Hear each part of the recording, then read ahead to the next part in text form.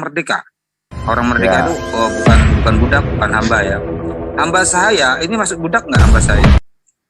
ya, Budak ya. ya, Nah, ya. hamba saya dengan hamba sahaya, budak dengan budak, perempuan dengan perempuan, tetapi barang siapa memperoleh maaf dari saudaranya, hendaklah dia mengikutinya dengan baik dan membayar diat. Berarti bisa kalau ada dapat maaf bebas. Tetapi Ya, barang siapa memperoleh maaf dari saudaranya, hendaklah dia mengikutinya dengan baik dan membayar diat tebusan kepadanya dengan baik pula. Yang demikian itu adalah keringanan dan rahmat dari Tuhan. Barang siapa melampaui batas setelah itu, maka ia akan mendapatkan azab yang sangat pedih. Nah, kisas ini merujuk kemana, Pak? Hanya dibunuh kan? sebentar. Ya, Dalam hal hukuman mati mungkin. betul. 545 Kang John. 545 juga ini tentang kisah tuh. Mungkin nanti biar paham. Ya, nggak apa-apa. Kita kan sambil belajar, mendewasakan penonton. Nanti kita bedah tentang ayat per ayat. 545. Saya lebih meng-highlightnya ini apa sih yang ditakuti oleh ketika Islam berbicara tentang kisos, tentang hukuman mati begitu. Ya silakan dianggap. Salah Pak. Bapak jangan berpikiran negatif. Umat Islam yang ingin menegakkan hukum syariat Islam itu harusnya dipromosikan bahwa Islam itu ajarannya sangat rahmatan lil alamin dan pasti tunggu dulu Pak. Dan pasti rakyat itu akan bisa menerima.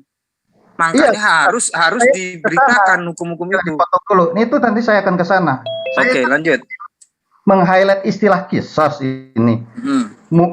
Ada satu dua pendapat miring lah atau pendapat yang negatif, ini kisos ini tidak beradab atau tidak manusiawi seperti apa ya. Cuman saya ingin meng-highlightnya sedikit aja sebetulnya. Nanti kita boleh bedah lebih lanjut.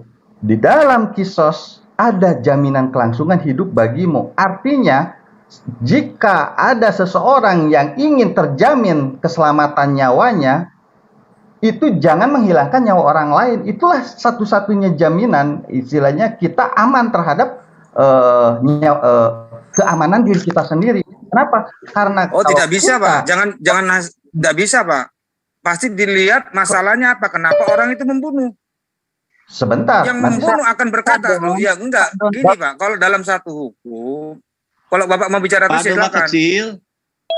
Lanjut mungkin jangan terlalu langsung di ini Kang, biar selesai dulu satu persatu, nanti kami jadi bicara. Nanti kita malah jadi, kalau debat nggak bagus nantinya kita udah enak. Bukan debat. Ulangi.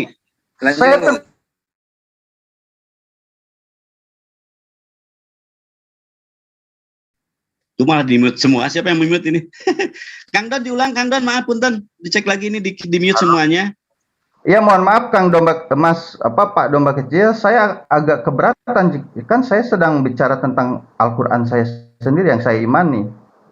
Ketika saya diinterupsi tentang apa yang saya terangkan dan itu indikasinya tidak terima sebelum saya menerangkan kelengkapannya seperti apa yang akan saya argumenkan seperti itu ya. Jadi mohon maaf, saya selesaikan dulu apa yang saya ingin coba bangun kerangka pemikiran seperti apa hukum Islam, dan saya juga nggak keren-keren amat kok pengetahuan tentang pengetahuan hukum Islam, syariat Islamnya. Cuman saya ingin meng-highlight satu istilah tentang kisos. Di sana ada satu jaminan bahwa jika keselamatan jiwa kita ingin terjamin keselamatannya, justru disitulah jaminan kehidupan.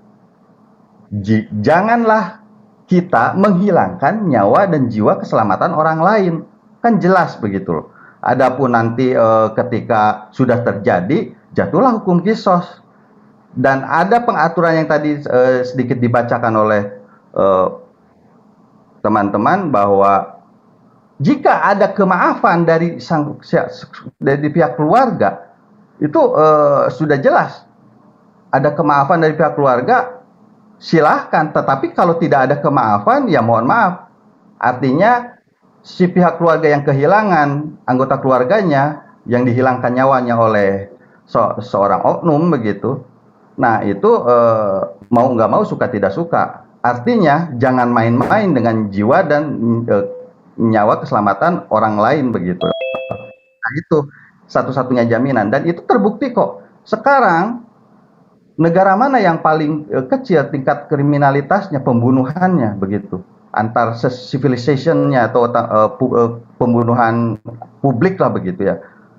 Itu suka tidak suka saya akan merujuk Saudi Arabia, saya akan merujuk Uni Emirat Arab, Qatar, dan indikasinya negara-negara Timur Tengah yang mayoritas Islam dan sedikit banyak menerapkan hukum-hukum Islam begitu, syariat Islam. Tapi apa yang kita ketahui dari negara-negara mayoritas Barat yang indikasinya mayoritas Kristen ya, negara-negara Barat, di mana persenjataan bisa legal didapati, pembunuhan per 1 menit itu berapa jiwa, itu silakan cek sendiri datanya seperti apa. Nah, inilah yang diterangkan dalam Al-Quran, dan Al-Quran menyatakan dirinya ketika turun kepada manusia, umat manusia, sifatnya harus merubah peradaban, merubah perilaku, merubah akhlak. Nah, ini begitu ya.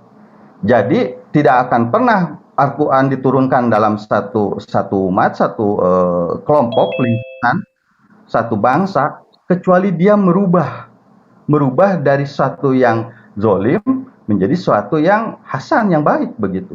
Sesuatu yang tidak adil menjadi sebuah keadilan. Nah, ini hukum tentang kisos. Yang lainnya mungkin tentang bank syariat kita banyak tahu. Bank syariat itu mengharamkan sistem riba yang berbunga begitu. Itu akan panjang penjelasannya. Apakah itu riba? Bagaimana jenis-jenis riba? Yang jelas Islam itu sangat mengharamkan satu usaha dari perilaku ekonomi setiap individu yang indikasinya itu sifatnya maisir. Maisir itu judi, goror, tidak jelas begitu. Terus maisir, goror, saya lupa lagi satu apa ya. Yaitu gambling. Ya, maisir, goror, dan ya riba itu sendiri, dan riba nanti akan dibagi menjadi beberapa sub poin lah begitu. Artinya dalam hukum muamalah sendiri, Islam menginginkan bahwa silahkan kalian mencari keuntungan, meraup keuntungan sebesar-besarnya, tetapi tolong cari cara yang paling halal dan thayyib, cara yang baik, tidak menghalalkan segala cara. Nah, ini Islam, dan yang telah diterangkan dalam Al-Quran itu sendiri begitu. Saya ada telepon, silakan mungkin dari teman-teman Pak Domba. Ya. Bisa. Saya belum dapat jawaban, Mas Ian. Silakan, ada Ustadz Suma mau jawab. Kayaknya ada Ustadz Suma tadi. Tolong share screen dong, yang saya share di chat. Oh, boleh. Yang oke, Pak.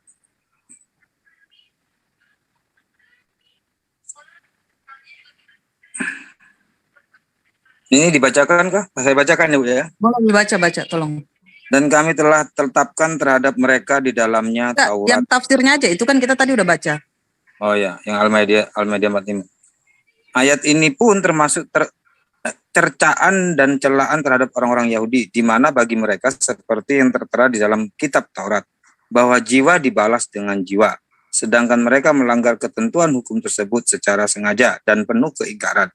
Mereka menuntut kisah seorang dari Bani Nadir karena membunuh seorang dari Bani Quraisyah.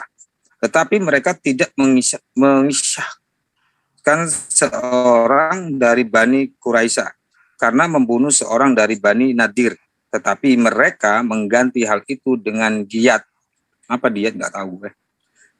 Sebagaimana mereka menyalahi hukum Taurat yang telah dinaskahkan bagi mereka mengenai memberlakukan hukum rajam terhadap pezina, musanhan, dan penggantinya dengan apa yang mereka istilahkan dengan cambuk dan pencorengan muka dengan arang, serta dipertontonkan kepada khalayak ramai. Oleh karena itu, sebelumnya Allah berfirman, barang siapa yang tidak memutuskan menurut apa yang diturunkan Allah, maka mereka itu adalah orang-orang kafir. Yang demikian itu karena mereka mengingkar hukum Allah secara sengaja dan penuh pembangkangan. Sedangkan dalam ayat ini Allah berfirman, barang siapa yang tidak memutuskan menurut apa yang diturunkan Allah, maka mereka itu adalah orang-orang zalim. Yang demikian itu karena mereka tidak berlaku adil kepada yang didalimi atas tindakan orang zalim dalam perkara yang telah diperintahkan Allah untuk ditegakkan keadilan dan memperlakukan secara sama di antara semua umat manusia. Namun mereka menyalahi dan berbuat zalim. Banyak dari ulama ahli usul fikih dan juga fuqaha ahli fikih yang menjadikan ayat ini sebagai dalil bagi pendapat mereka yang menyatakan bahwa syariat bagi orang-orang sebelum kita adalah syariat bagi kita juga. Jika syariat itu dikeluarkan melalui ketetapan yang belum dinaskah, sebagaimana yang terkenal di kalangan jumhur ulama, dan juga seperti yang diceritakan oleh Syekh Abu Ishaq al-Isfaryani mengenai ketetapan Asy-Syafani, dan mayoritas mengikuti beliau dengan menggunakan ayat tersebut di atas, di mana ketentuan hukum tentang tindak pidana yang ada pada kami menurut semua imam adalah sejalan dengan ayat tersebut. Aku belum dapat apa-apa bingung. Ketentuan hukum tersebut berlaku bagi mereka dan semua umat manusia secara keseluruhan. Demikian yang diriwayatkan Ibnu Abi Hatim. Dan Syekh Abu Zukarin dan Nawawi telah menceritakan 3 pendapat dari masalah ini. Dan yang ketiganya adalah bahwa syariat Nabi Ibrahim adalah hujah bagi umat ini. Adapun selain beliau syariat Nabi, mereka bukan merupakan hujah. Hujah ini apa? Aku jadi bingung, nggak baca jadi nggak paham. Dan An-Nawawi membenarkan pendapat yang mengatakan bahwa syariat Ibrahim bukanlah hujah bagi umat ini. Syekh Abu Ishaq al-Israfini juga menukil beberapa pendapat dari Imam Asy-Syafi'i dan mayoritas para pengikut beliau, dan ia mentarjih, menguatkan bahwa hal itu syariat Ibrahim merupakan hujah menurut mayoritas sahabat kami, pengikut Asy-Syafani. Walau alam. Waduh, ada walau alam ini udah bingung gua. Dalam kitab Asy-Syafil, Imam Abu Nasr bin As-Syakbakat telah menyebutkan isma para ulama mengenai penggunaan ayat ini sebagai hujah. Para imam secara keseluruhan telah menjadikan keumuman ayat ini sebagai hujah bahwa seorang laki-laki harus dihukum mati jika ia membunuh seorang wanita. Apa yang diungkap Ibnu Sadak mengenai penggunaan ayat ini sebagai hujah diperkuat dengan hadis berkaitan dengan masalah itu. Sebagaimana yang diriwayatkan Imam Ahmad dari Anas bin Malik bahwa bibinya, Rabi, pernah mematahkan gigi seorang budak wanita. Kemudian keluarganya meminta maaf kepada keluarga pemilik budak itu. Namun mereka menolak. Kemudian mereka mendatangi Rasulullah, maka beliau bersabda, berlakulah kisas. Lalu saudara laki-laki Rabi, Anas bin Nadir berujar, ya Rasulullah, apakah dipatahkan pula gigi si fulanah? Maka beliau bertutur, hai Anas, ketetapan Allah adalah kisah. Maka Anas bin Nadir berkata, demi Allah yang mengutusmu dengan hak yang tidak dipatahkan. Demi Allah yang mengutusmu dengan hak tidak dipatahkan gigi si fulah. Selanjutnya orang-orang itu meridai dan memberi maaf sehingga mereka tidak menuntut hukuman qisas. Oke. Lanjut Pak, Bu. Panjang kali ini, Bu. Iya, panjang banget itu memang, Pak. Makanya kita harus jelas dulu sama teman-teman Muslim. Jadi hukum qisas ini ya sebenarnya menurut tafsir pun bukan diturunkan pada Muhammad. Halo, ada yang noise? Siapa ya? Pak. Coba silakan. Benar nggak? Ini kita harus dapat poinnya dulu. Hukum qisas ini tidak diturunkan untuk kaum Muhammad. Benar apa tidak? Itu dulu. Bagaimana tidak diturunkan dari bagi kaum Muhammad? Kaum Muhammad tuh ini apa rujukannya umat berlaku Muslim. Untuk umat Islam. Iya. Coba tadi di dalam Ayatnya ada di Al-Quran, tadi udah dibahas. Oh iya. Tadi Assalamualaikum. Waalaikumsalam, Guru Jumat. Ayat ini pun termasuk cercaan dan celaan terhadap orang-orang Yahudi, di mana bagi mereka seperti yang tertera di dalam kitab Taurat. Nah, di sini kan kitab Taurat yang diturunkan pada kitab Taurat. Bahkan di sini ada kejanggalan dari pernyataan tafsir ini. Dinyatakan Taurat diturunkan pada Ibrahim atau Abraham. Di sini udah salah. Yang salah di mana coba? Dari Allah Subhanahu wa taala atau dari penulis tafsir? Itu kita harus jelas. Pertanyaan pertamanya apa, Bu?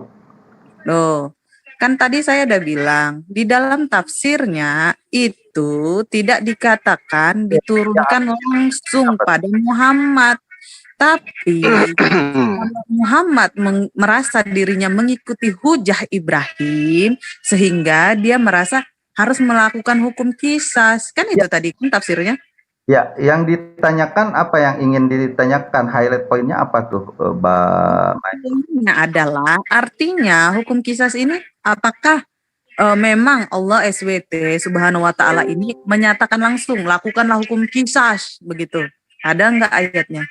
Tadi udah dibacakan Al-Baqarah 168. Yang mana, Pak? Coba di share screen. Saya nggak bisa share screen nih. Enggak, yang lain teman-teman. Tuh, ada ayatnya tuh ya ayyuhalladzina amanu kutiba alaikumul qisas, itu ada ayatnya. Iya, mana ayatnya, Pak? Kan semua nggak mungkin kan? Dalam perjalanan, sabar. Nggak mungkin Bapak membaca Al-Quran tanpa. Sekarang saya tanya sama Bapak, saat Bapak baca Al-Quran wajib baca tafsir nggak? Bu, sedang di-share, Bu. Sedang di-share, Bu. Ayat sudah ditunjukkan. Kita simak bareng. Surat berapa tadi? Bu ya.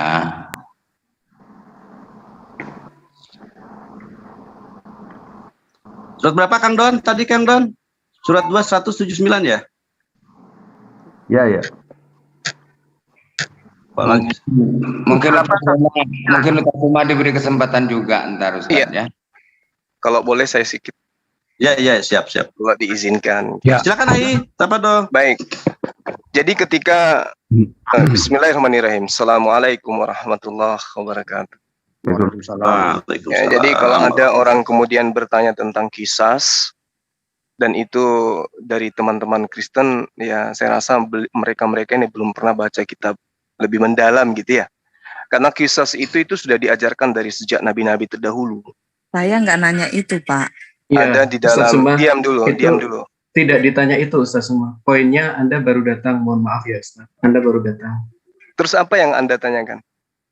Iya. Silakan Bu Michael.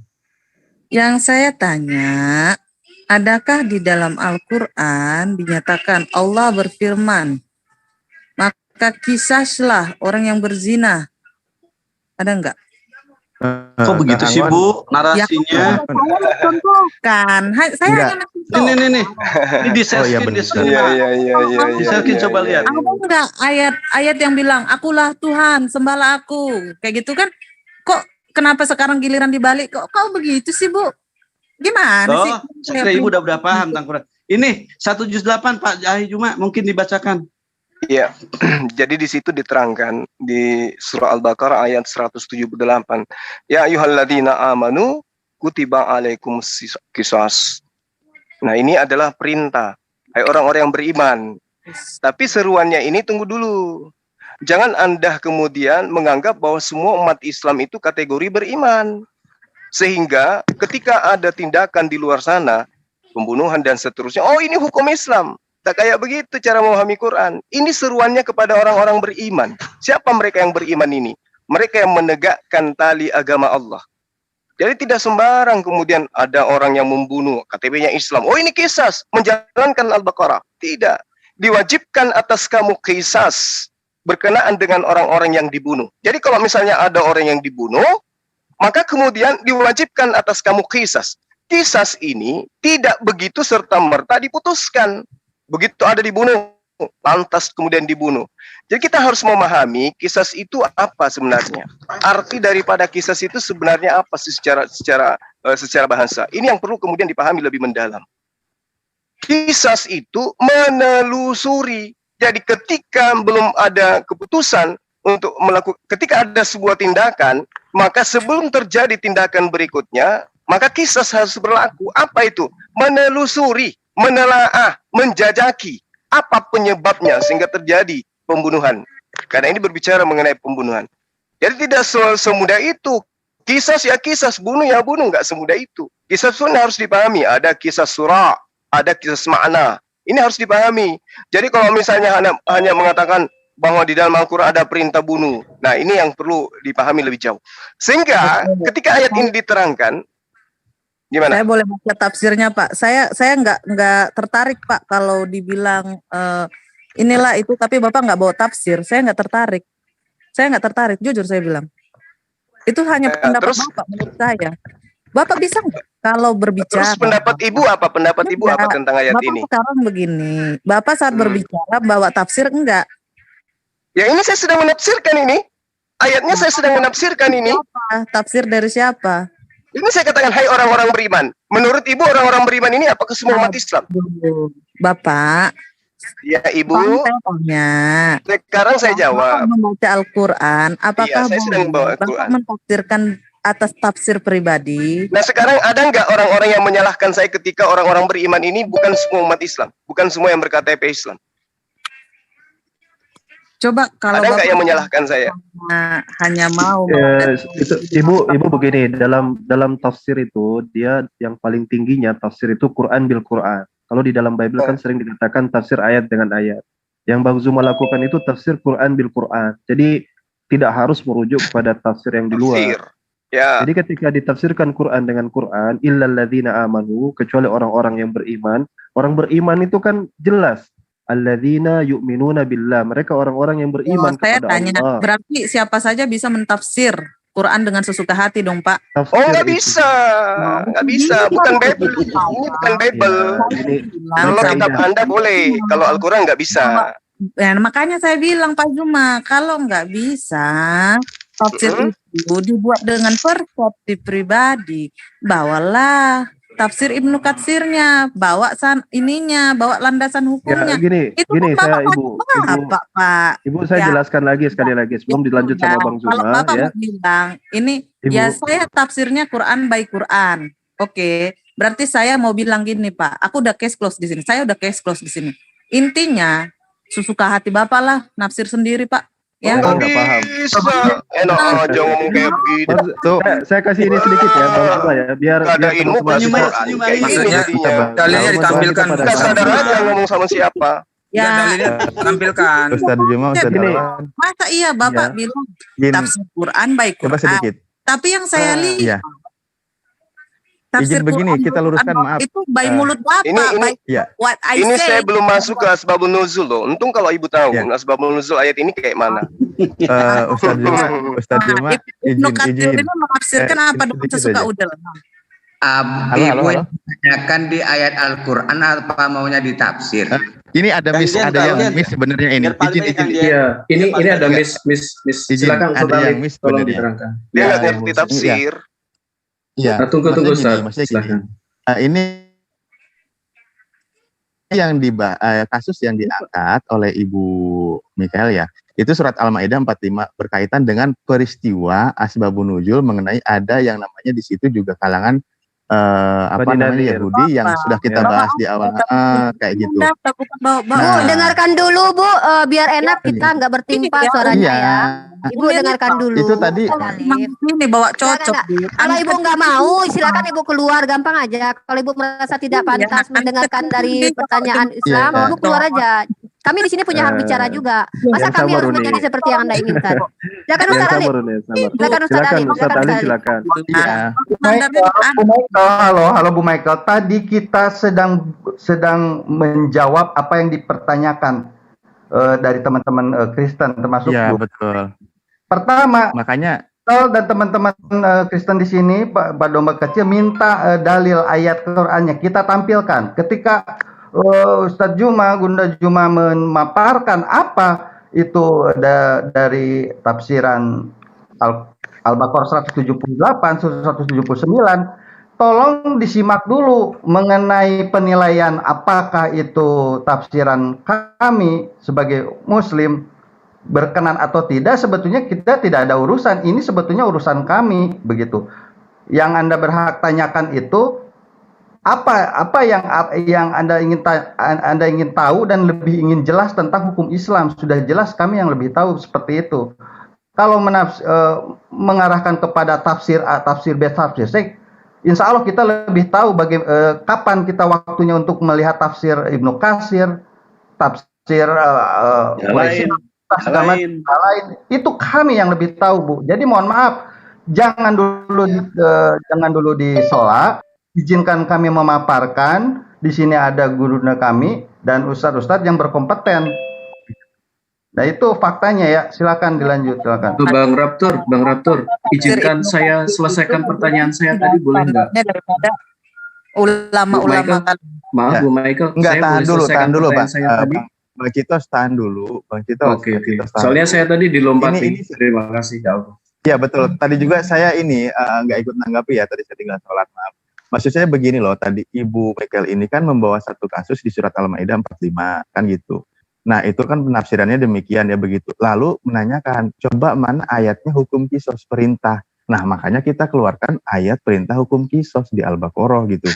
Nah ketika diuraikan minta korelasi dengan itu memang pasti narasinya agak berbeda. Tapi ayamku takbiran. Tapi kalau masalah mau ngomong bagaimana ada ayat perintah dirajam, itu ada lagi ayatnya gitu. Jadi mau ngikutin yang mana dulu nih gitu loh. Jadi ketika dijelaskan jangan dibilang tidak nyambung gitu loh. Jadi satu ayat konteks tentang bagaimana peristiwanya seperti apa di Al-Maidah 45 itu.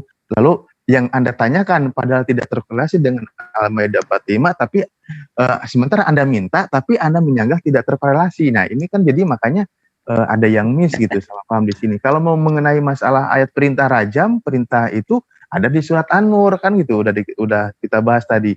Kalau mengenai perintah kisos ada di surat Al-Baqarah gitu. Oke, ya. Ini Pak. Surat Al-Baqarah ayat 178 sampai 179. Saya udah bolak-balik baca. Ya, bolak-balik baca. Di sini tidak ada dalam kasus perzinahan. Saya udah pakai kitab kisos. Kisos dengan rajam beda. Di sini kan hukum rajam kan yang kita bahas kan karena berzina. Beda ya. Ibu, kisos rajam beda. Astagfirullah. Makanya kalau dari tadi kita bahas tadi yang sebelumnya itu hukum pembunuhan. Ini nggak paham. Teman-teman boleh saya bicara sedikit ya? Jadi lucu juga. Tapi, makanya tadi mintanya tadi ya, makanya di bojok lain makanya kalau hukum rajam ada di surat An-Nur gitu loh. Terus gini juga Pak Alif, kita ini kan hadir beberapa orang ya. Kita kan mungkin sedang menjawab Pak Citos gitu. Ibu minta seakan menyalahkan. Jadi kita juga agak repot. Bagusnya selesaikan satu persatu dan bagusnya juga ikuti narasi yang sedang dibangun gitu teman-teman ya. Jadi ibu juga kalau boleh saya minta ya maunya yang mana nih, kisos, potong tangan, apa mau perjinahan kan gitu. Nanti semua itu ada pelaksanaan hukum yang berbeda.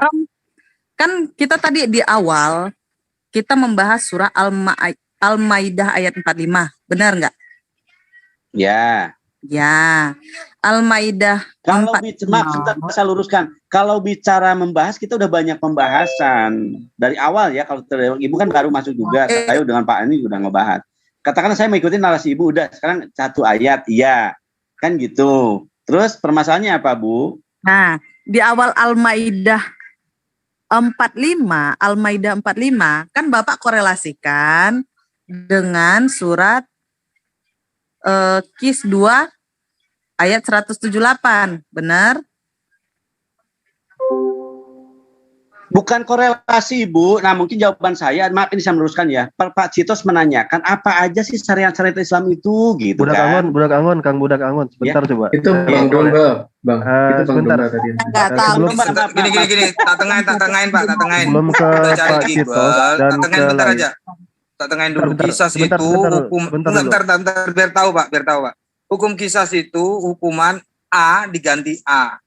B diganti B, apapun itu, ganti mata ganti kata. Jadi beda dengan hukum rajam yang dikatakan zina tadi. Lanjut. Nah, ya, betul Pak Domba. Pak Domba ya. Kristenan Ibu ya.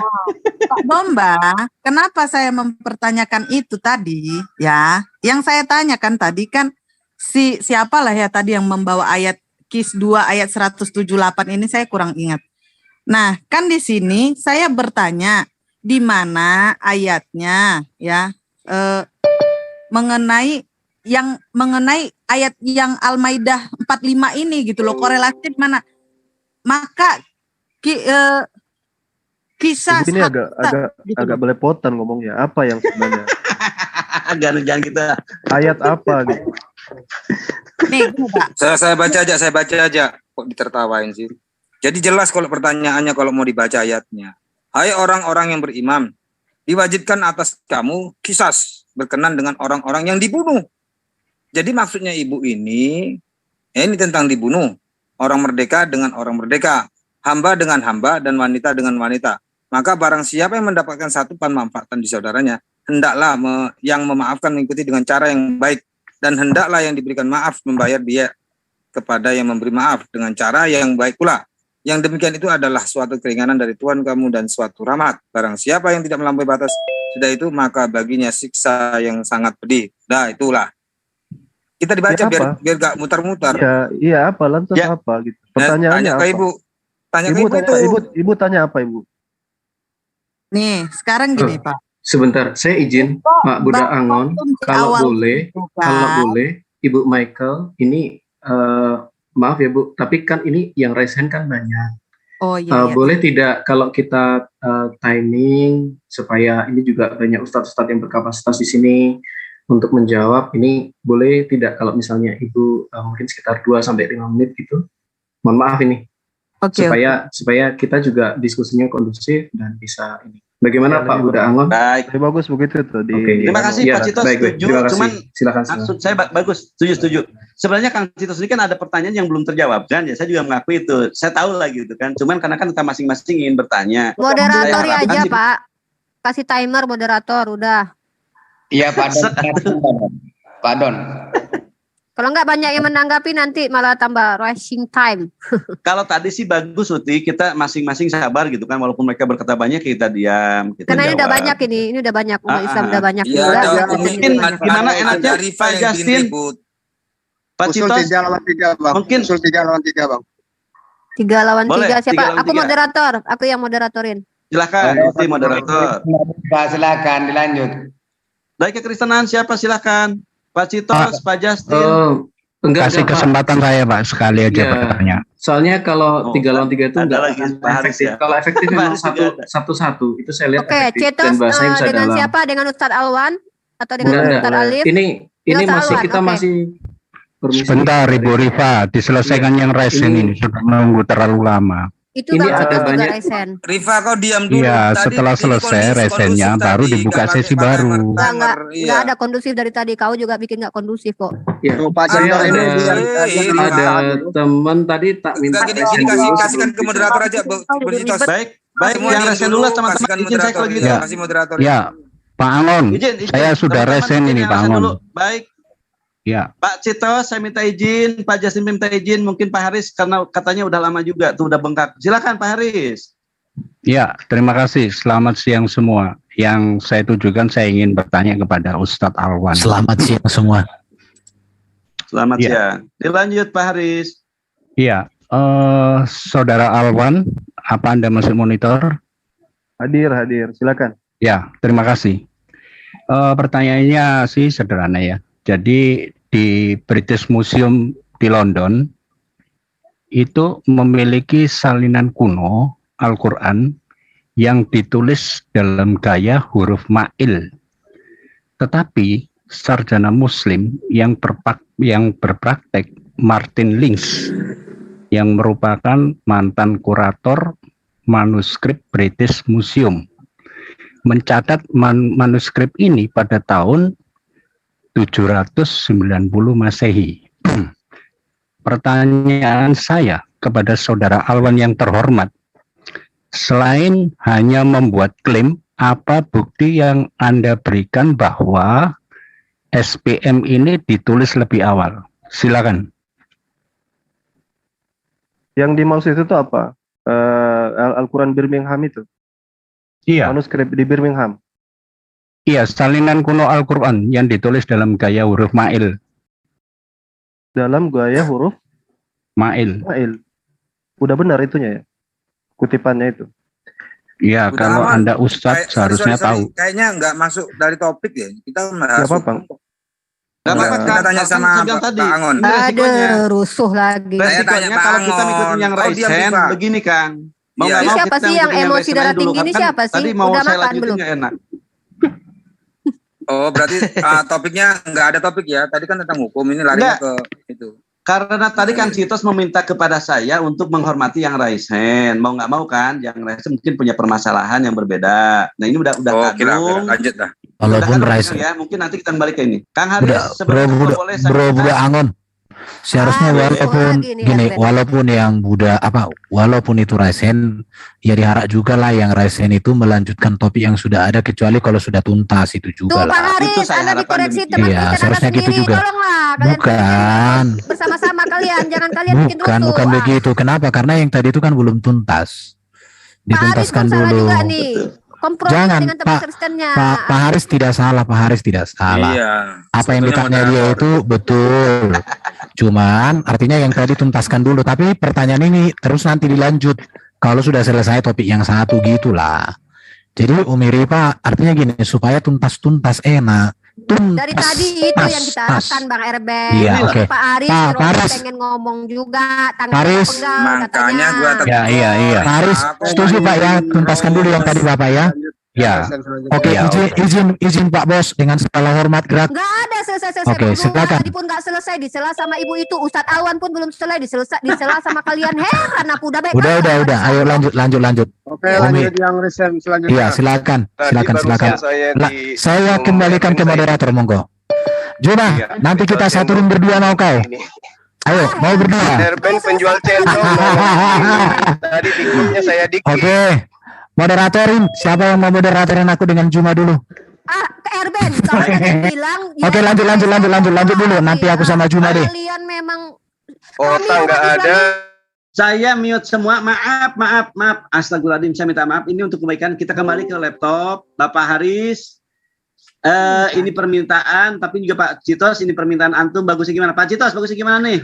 Gini, saya tanggapi aja dulu. Boleh. Karena habis itu baru kembali lagi ke topik. Oh iya, Pak Awan, silakan Pak Awan.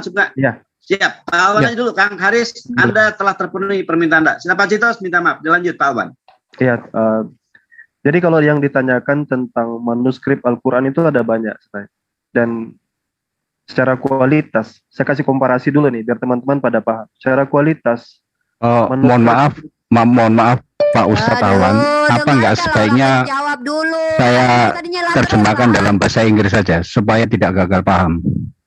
Gimana? Permisi Mbak Rifa. Umat Islam yang selesai menjawab dari tadi ku dengar lah Bang Zumar tadi pun dihentikan, Ustadz Alwan pun, kalian tidak menghargai umat Islam ini. Ya udah fokus udah. Saya di-kick di Zoom-nya si Erben menjual cendol ini. Bang Zumar aja di-kick di Zoom kalian. Kami di sini udah cukup baik kali. Ya udah. Gini kita mulai aja topik baru ini ya. Oke, monggo lanjutkan Pak Haris dengan Bro Alwan. Monggo. Mohon maaf Pak Ustadz Alwan, apa sebaiknya saya terjemahkan dalam bahasa Inggris saja ya, supaya nggak gagal paham? Mungkin maksudnya dibaca, bukan diterjemahkan. Nanti sebaliknya kita tanya juga ya tentang dia punya kitab itu. Iya. Ini Pak Lope harus lebih serius loh, jangan bercanda. Iya, oke, terima kasih Pak Ustadz Alwan. The British Museum in London has an ancient copy of the Quran written in the Mill style of script.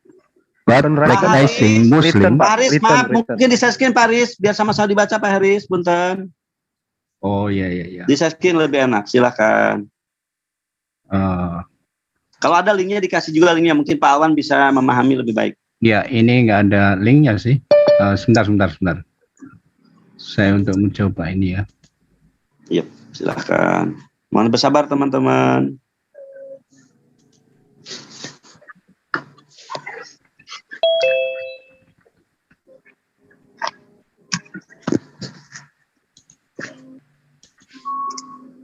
Ini bisa screen ya? Oke. Belum tampil. Belum tampil, Pak.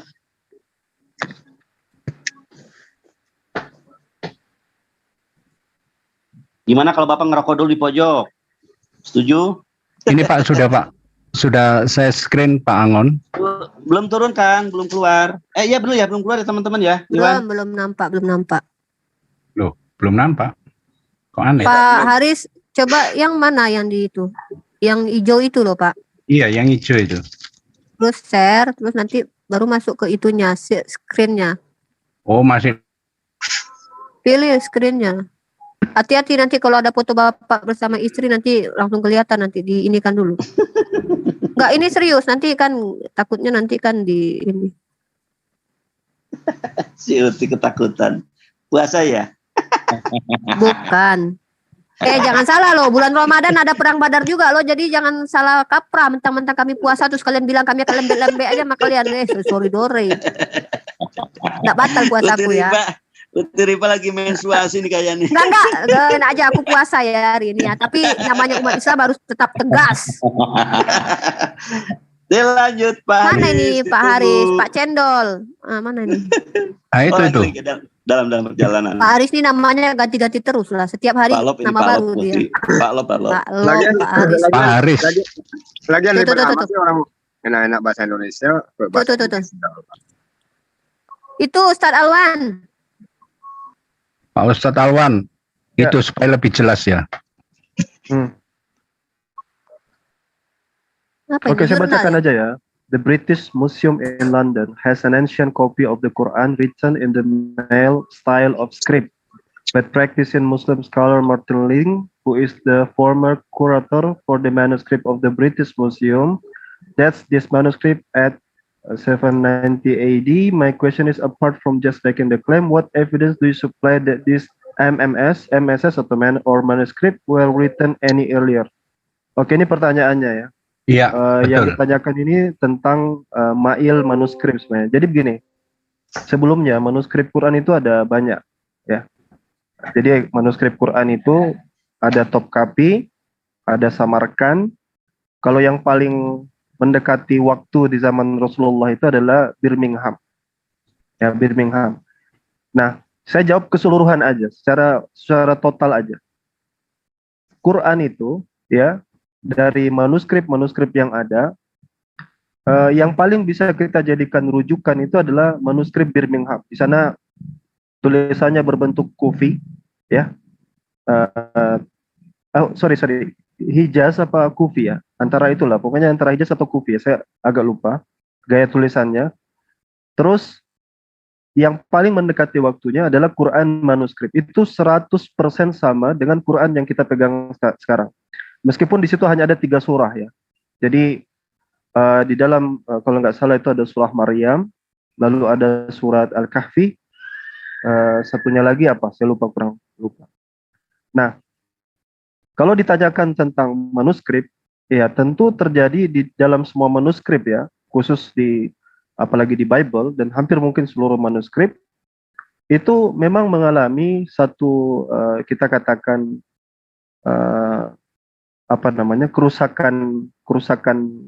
kerusakan fisik. Nah, itu pasti. Makanya kalau dalam pihak Kristen itu kan yang paling sering dijadikan rujukan itu tulisan dari Dan Brubaker ya, The Correction of the Early Quran Manuscript, kalau nggak salah judul bukunya itu sudah pernah saya baca dan saya bahkan pernah buat bantahan khusus tentang kesalahan-kesalahan itu, karena di dalam satu manuskrip salah tapi di manuskrip yang lain itu benar. Dan itu yang bagusnya di dalam Quran itu karena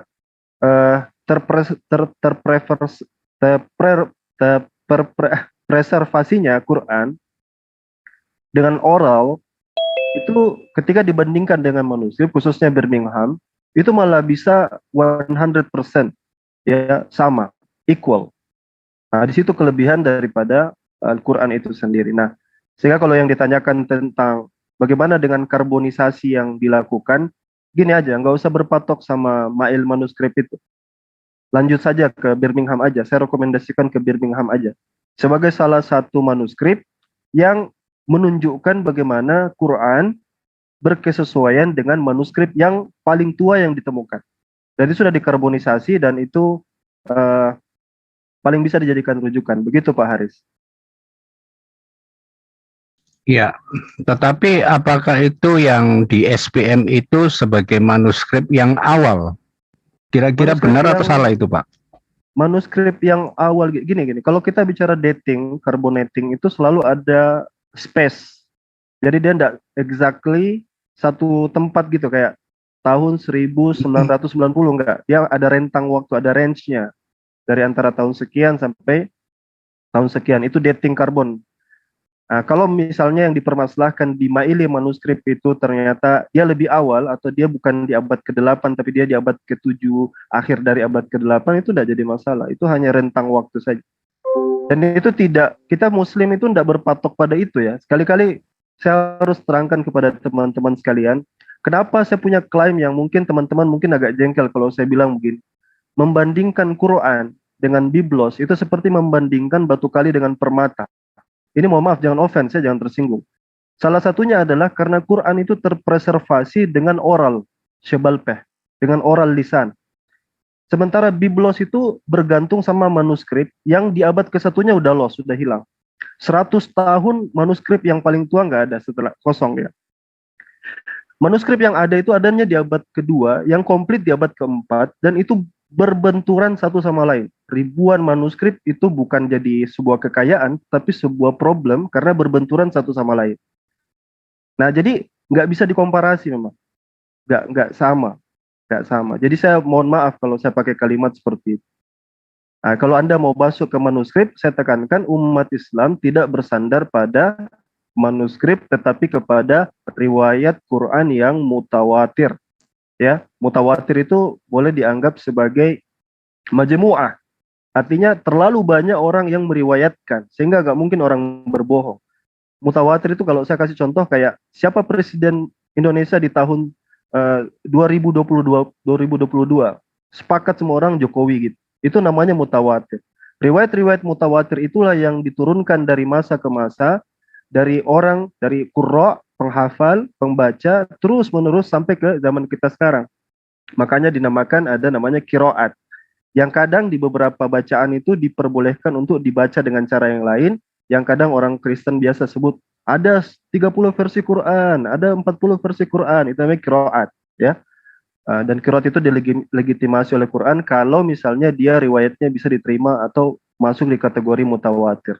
Ya, mudah-mudahan bisa kasih penjelasan sama Anda ya. Oke, baik, terima kasih karena saya juga nggak enak mau bantah, sebetulnya banyak ini bantahnya, tapi karena ada teman-teman banyak yang resen sudah lama. Ya, nanti kita lebih baik kita diskusi aja di MCI Pak Alwan sama saya. Ya, silakan. Terima kasih atas waktunya yang diberikan pada saya Pak Alwan. Sudah asar di sini, nanti dilanjut sama yang lain. Ya, Pak. Ya, terima kasih. Selamat siang Ustadz Alwan. Sebenarnya tadi bukan tema ini yang ingin saya tanyakan, tapi karena ya Anda hadir di sini, sekalian aja saya ingin tanyakan. Karena kemarin sempat di-mute. Bang Cito, saya izin ya, nanti dilanjutkan Gurunda Zuma dan yang lain-lain ya. Udah asar. Ya. Mau sholat dulu Kang, katanya Kang. Dengan berat hati ya, saya mengatakan mau sholat dulu. Mungkin minta maaf Kang Citos. Oh baik, baik. Ustadz Alwan mungkin segera. Ustadz Zuma, tidak apa-apa. Baik. Sama sih waktunya Kang, kalau beliau sama Kang Alwan kan sama-sama kasar. Mungkin yang lain dulu lah. Ya maaf ya, biar nanti beliau bisa maksimal, Kang Juma atau Kang Alwan, Ahina bisa bareng-bareng bersama kita nanti. Izin ya, Kang Citos ya. Oh, monggo. Mungkin ada pembahasan yang lain dulu, silakan. Mungkin ada teman muslim yang ingin menanggapi, silakan. Saya mungkin izin Kang bertanya Justin, dulu. Kang Justin mau gimana ini? Mungkin Kang Citos juga karena dia ada ada hajat dengan Kang Juma dan Kang Alwan. Saya mau bertanya boleh nggak Kang Burakangon? Sebentar Kang, ini yang lesson tadi udah nggak resken. Udah silakan. Oke, saya mau bertanya siapa penulis Ibrani di dalam Bible Anda? Jawab, siapa? Sertakan ininya. Tunjukkan datanya. Nggak tahu. Gimana ya? Ini tunjukkan datanya. Saya yang dijawab. Sebentar. Ulangi pertanyaannya gimana? Mohon tenang aja. Siapa penulis kitab Ibrani di dalam Bible? Tunjukkan datanya. Yang Paulus dirikan tuh jemaat yang menulis. Siapa tunjukkan penulis datanya? Siapa penulis Ibrani di dalam kitab Biblos? Gitu siapa penulis kitab Ibrani, surat Ibrani di dalam Bible? Kalau bertanya itu yang sedikit esensi. Kalau saya tanya Al-Baqarah surat sapi itu sapinya siapa? Nanti kau tersinggung. Jadi bertanya itu yang substantifnya bagus gitu loh. Kok itu substansi? Saya tanya di dalam, kalau surat An-Nam semut itu semut apa? Kau bingung jawab. di dalam Bible ada surat Ibrani kan? Makanya apa intinya? Hal-hal yang teologis. Ada Nanya ke penulis. teologis. Enggak, saya tanya. Dikit itu ada Kau hanya bisa bertanya. Coba kau kasih tahu. Kamu kok marah-marah? Saya tanya mohon siapa maaf, yang penulis Ustadz surat Buda Ibrani? Ini kok kayaknya kurang kondusif ya. Saya tanya siapa penulis surat Ibrani di dalam Bible Anda? Itu kan ada surat Ibrani. Pak Ade mungkin Oke, kita apa saya jawab nggak tahu aja. ya. Ada yang bisa jawab mungkin sebelum yang lain? Silakan. Sebentar Kang Ade. Teologis, otak Bentar. nggak teologis. Gini ya, ada dua pandangan Kristen tentang penulis kitab Ibrani. Bapak-bapak gereja meyakini bahwa itu tulisan Paulus. Tetapi ada juga yang mengatakan bahwa penulisnya tidak diketahui. Itu catatannya. Sertakan datanya. Saya sudah belajar itu. Nanti kamu bisa Itu cari Kang Ade, buku. jawabannya mungkin semoga bisa Nanti memuaskan. gini, Nggak puas. bukan. Makanya nggak ada datanya. Nggak puas. Kamu mau Mana data? datanya? Iya, Oke. datanya mana? Tunggu ya, saya buka. Saya Jadi nggak diketahui penulisnya gitu. jadi Ngapain di ada. Ibrani? Berarti kamu nggak dengar? Ada dua pandangan orang Kristen. Jangan-jangan catatan Hitler juga ada di situ.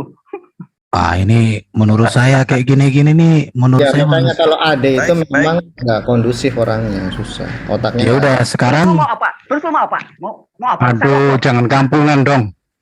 Yang profesional kayak Bang Suma gitu loh. Lanjut, Bikin mau malu dijawab aja. Bang Erben itu, mau dijawab Bang Erben lanjut. Ya nggak mungkin ya.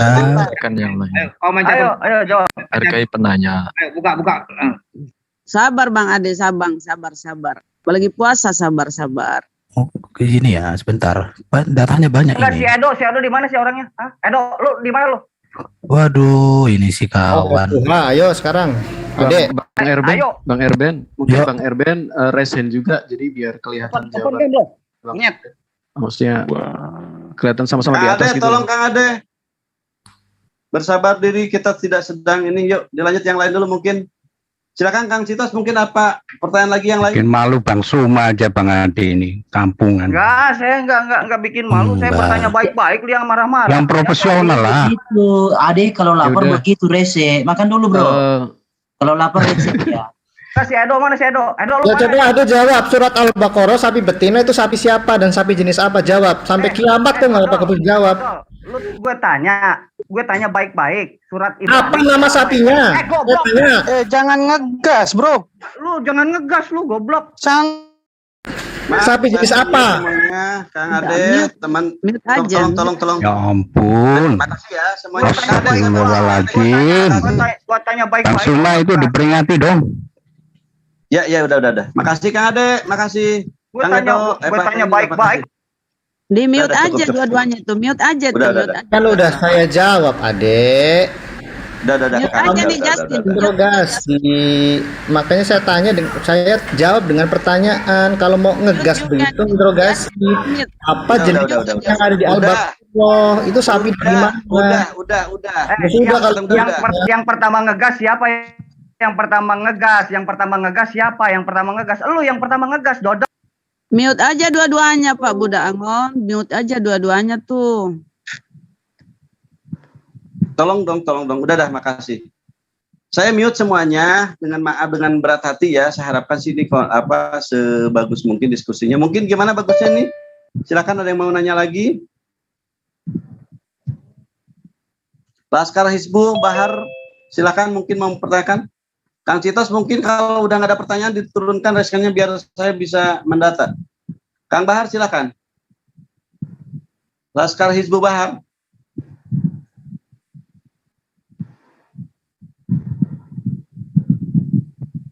Baik, nggak ada pertanyaan. Oke, silakan tanya kepada Pak Daniel. Pak Daniel ada. Pak Daniel silakan Pak Daniel. Ya semua di motor, ya. Buka kembali yang ingin ini. Oh iya benar. Tolong ya teman-teman sabar ya. Silakan dibuka. Saya duluan Kang. Pak. Yang Daniel silakan, yang lain tolong di mute diri ya, biar disiplin. Silakan. Iya, saya mau tanya Ustadz yang ada di sini. Baik. Ya kan? Kenapa orang Islam ya minta ampun kepada Allah atas dosanya? Oh, ini Anda mau mengatakan ya? Nanti ada pertanyaan berikutnya gitu. Baik. Kenapa orang Islam minta ampun kepada Allah atas dosanya? Atau lanjut aja ya. Lalu kenapa masih beramal gitu? Baik. Udah minta ampun, lalu masih ada beramal gitu. Aduh, jawaban berat ini. Kalau saya nggak sanggup jawab ini. Silakan mungkin Pak Alif bisa dijawab. Pertanyaan yang bagus, tapi jangan ini Pak Kang Budak Angon tanggung jawab. Ya, siap. Ada Pak Alif udah buka, silakan mungkin. Silakan Pak Alif. Enggak, itu kan ada guru kita. Kenapa kita mohon ampun? Karena itu perintah. Astagfirullah dan ya, suruh memohon ampun ya. Begitulah, karena Tuhan tahu bahwa kita ini memang, apalagi manusia seperti kita, sering berbuat dosa gitu. Cara menghapus dosa adalah mohon ampun. Likulida indawaun wadau indunub istighfar. Obat dari dosa itu untuk menghapusnya adalah dengan cara mohon ampun gitu. Istighfar. Kalau udah minta ampun kan dosanya udah habis, Pak. Lalu beramal itu apalagi? Oh, nah di sini dalam kaidah pemahaman Islam kita nggak boleh yang namanya ujub, riya, takabur, sum'ah semacam itu. Artinya gini, kita jangan merasa kita itu dalam kaidah amaliyah ya, agar tidak terjadi kesalahan. Kita yakin dosa kita diampuni, lalu kita mau gue ini udah diampuni dosa lah gitu kan, santai. Besok bikin dosa lagi, nanti minta ampun lagi. Nah itu bahaya, nggak bisa kayak gitu Bang. Ini salah satu contohnya Nabi kami, Nabi Muhammad SAW, beliau yang sudah jelas-jelas tidak ada dosanya. Kalaupun ada dosa, Allah langsung jamin diampuni. Masalahnya setiap hari itu istighfar sampai 100 kali, mohon ampun, padahal tidak ada dosa. Lah orang yang sudah terjamin aja dimencontohkan begitu, apalagi kami gitu kan, yang sering tidak sadar ada dosa yang tidak disadari gitu. Masih ada hilapnya, salahnya, dosanya gitu kan. Ya begitu Bang. Itu perintah sebenarnya. Kalau begitu itu karena belum yakin ya diampuni, makanya perlu beramal gitu.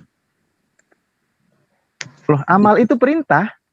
Gini Bang, kalau saya tidak diperintahkan amal baik, repot juga Bang. Karena kami umat Islam diperintahkan berbuat baik dengan tetangga tanpa memandang agama.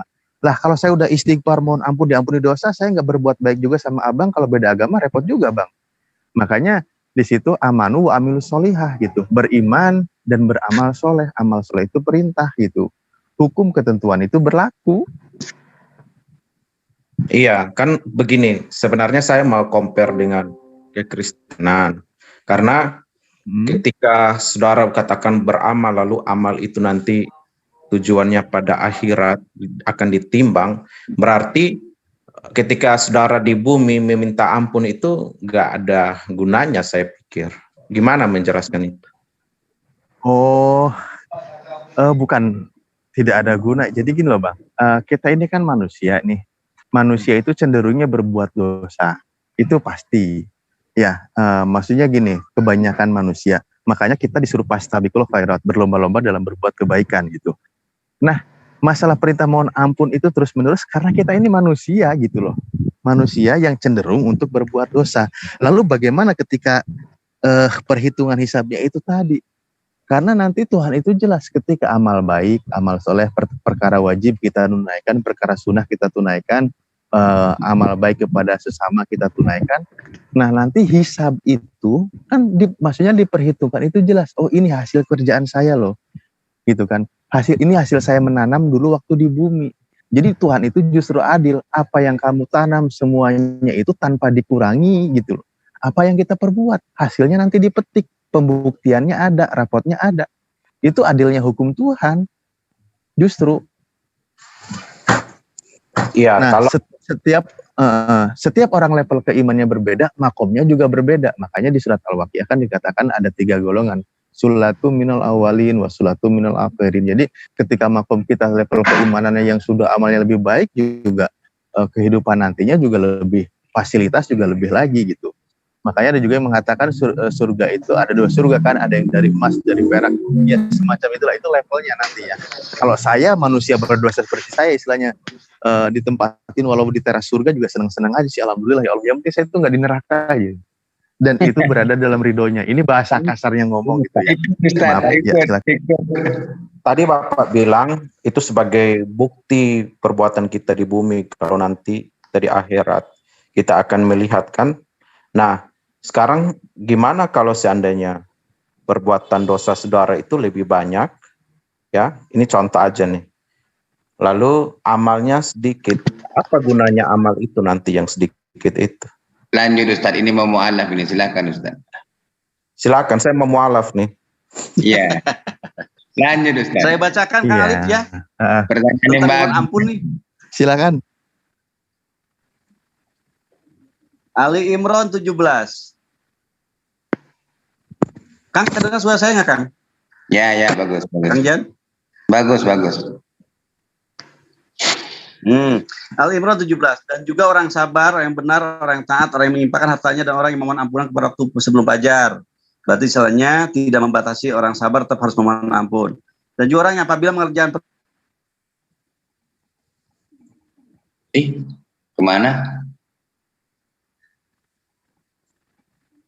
Kemana Ustaz? Hilang suaranya ya? Iya. Ya, mungkin ke pental dia, ke pental. Oke, mungkin untuk yang lain nanti boleh bertanya kepada dibaca-baca dulu Qur'annya. Saya mau nanya. Assalamualaikum. Sebentar lagi, ini akan masuk lagi, ntar lagi. Coba. Kenapa dia? Ya, itu sama Pak Daniel, yang penting udah kelar ya. Semoga ada poin yang ditangkap gitu ya. Tidak harus diimani kan. Yang penting pesan positif itu tersampaikan dan diterima. Alif, gue boleh nanya nggak, Alif? Saya kepental Kang Alif, Kang Jan, maaf Ivan, sama-sama. Ya. Kepental. Pakai tali. Gimana lanjut? Silakan pakai tali. Ya, saya mau nanya Alif, boleh nggak Alif? Lanjut dulu ini. Gimana badannya udah selesai? Tadi Ustaz mau baca ayat ya, jadi saya pingin itu dengar. Ya, silakan Ustaz Angon. Mau dibacakan ayatnya, saya takutnya kepanjangan, kasihan yang lain. Yang esensinya aja atau dijelaskan aja maksud ayat itu gitu. Kalau saya menjelaskan sedikit gini aja Kang, kita tahu surga, maaf ya, surga dalam Islam itu begitu enak, begitu menyenangkan, di dalamnya kita abadan, seumur-umur, kita nggak pernah diapa-apain kan, hidup selamanya. Nah sementara umur kita cuma 100 tahun lah katakan paling tua. Coba sekarang logika aja, umur kita yang 100 tahun, kita pakai berbuat kebaikan, itu sebenarnya nggak mencukupi surga yang Allah janjikan. Amal ya ibadah, walaupun katakanlah, walaupun saya nggak pernah megang perempuan, nggak kawin lah gitu, saya sholat, itu tidak akan mampu. Ya, jadi bukan itu yang menjadikan kami masuk surga, bukan itu. Yang menjadikan kami masuk surga itu adalah ampunan Allah, tentunya iya, yang pasti adalah rahmat Allah atas kami. Kan gitu. Allah tuh nggak membutuhkan saya, Kang. Itu logika yang kami miliki. Allah tuh nggak membutuhkan kita, kita yang membutuhkan Dia. Surga yang Allah berikan kepada kita ini adalah surga yang abadi. Di dunia ini Allah memberikan, kita kan seakan-akan sedang diskenariokan, sedang melakukan peran gitu ya. Kita ini sebagai sandiwara. Allah memberikan kepada kita melakukan apa yang diperintahkan, apa yang dijauhi gitu kan. Larangan yang harus dijauhi, maka kita melakukan itu.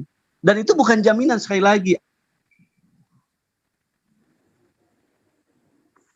Iya. Amal ya ibadah kita bukan jaminan. Itu kayak orang yang berbuat baik gitu. Jadi di sini saya boleh tanggapi Pak di Quran, di surah Quran 44 ayat 42. Maaf, mau menanggapi atau mau menanya ini? Ya, ini saya karena jawaban Pak Budak Angon kan seperti itu. Nah, di sini mungkin malahan bertentangan dengan penjelasan Pak Budak Angon. Di sini dibilang begini, ya. Allah menyebutkan hamba-hambanya yang tidak akan mengalami azab yang mengerikan, yaitu orang-orang yang mendapat limpahan rahmatnya. Mereka adalah orang-orang yang selalu mensyukuri nikmatnya semua perintah dan menghindari semua larangannya. Mereka tidak memerlukan pembelaan dan penolong untuk menyelamatkan mereka dari siksaan Allah, karena amal salehnya telah cukup. Nah, di sini ditekankan amal lagi. Amal salehnya telah cukup menjelaskan bahwa mereka adalah hamba-hamba Allah yang tidak layak.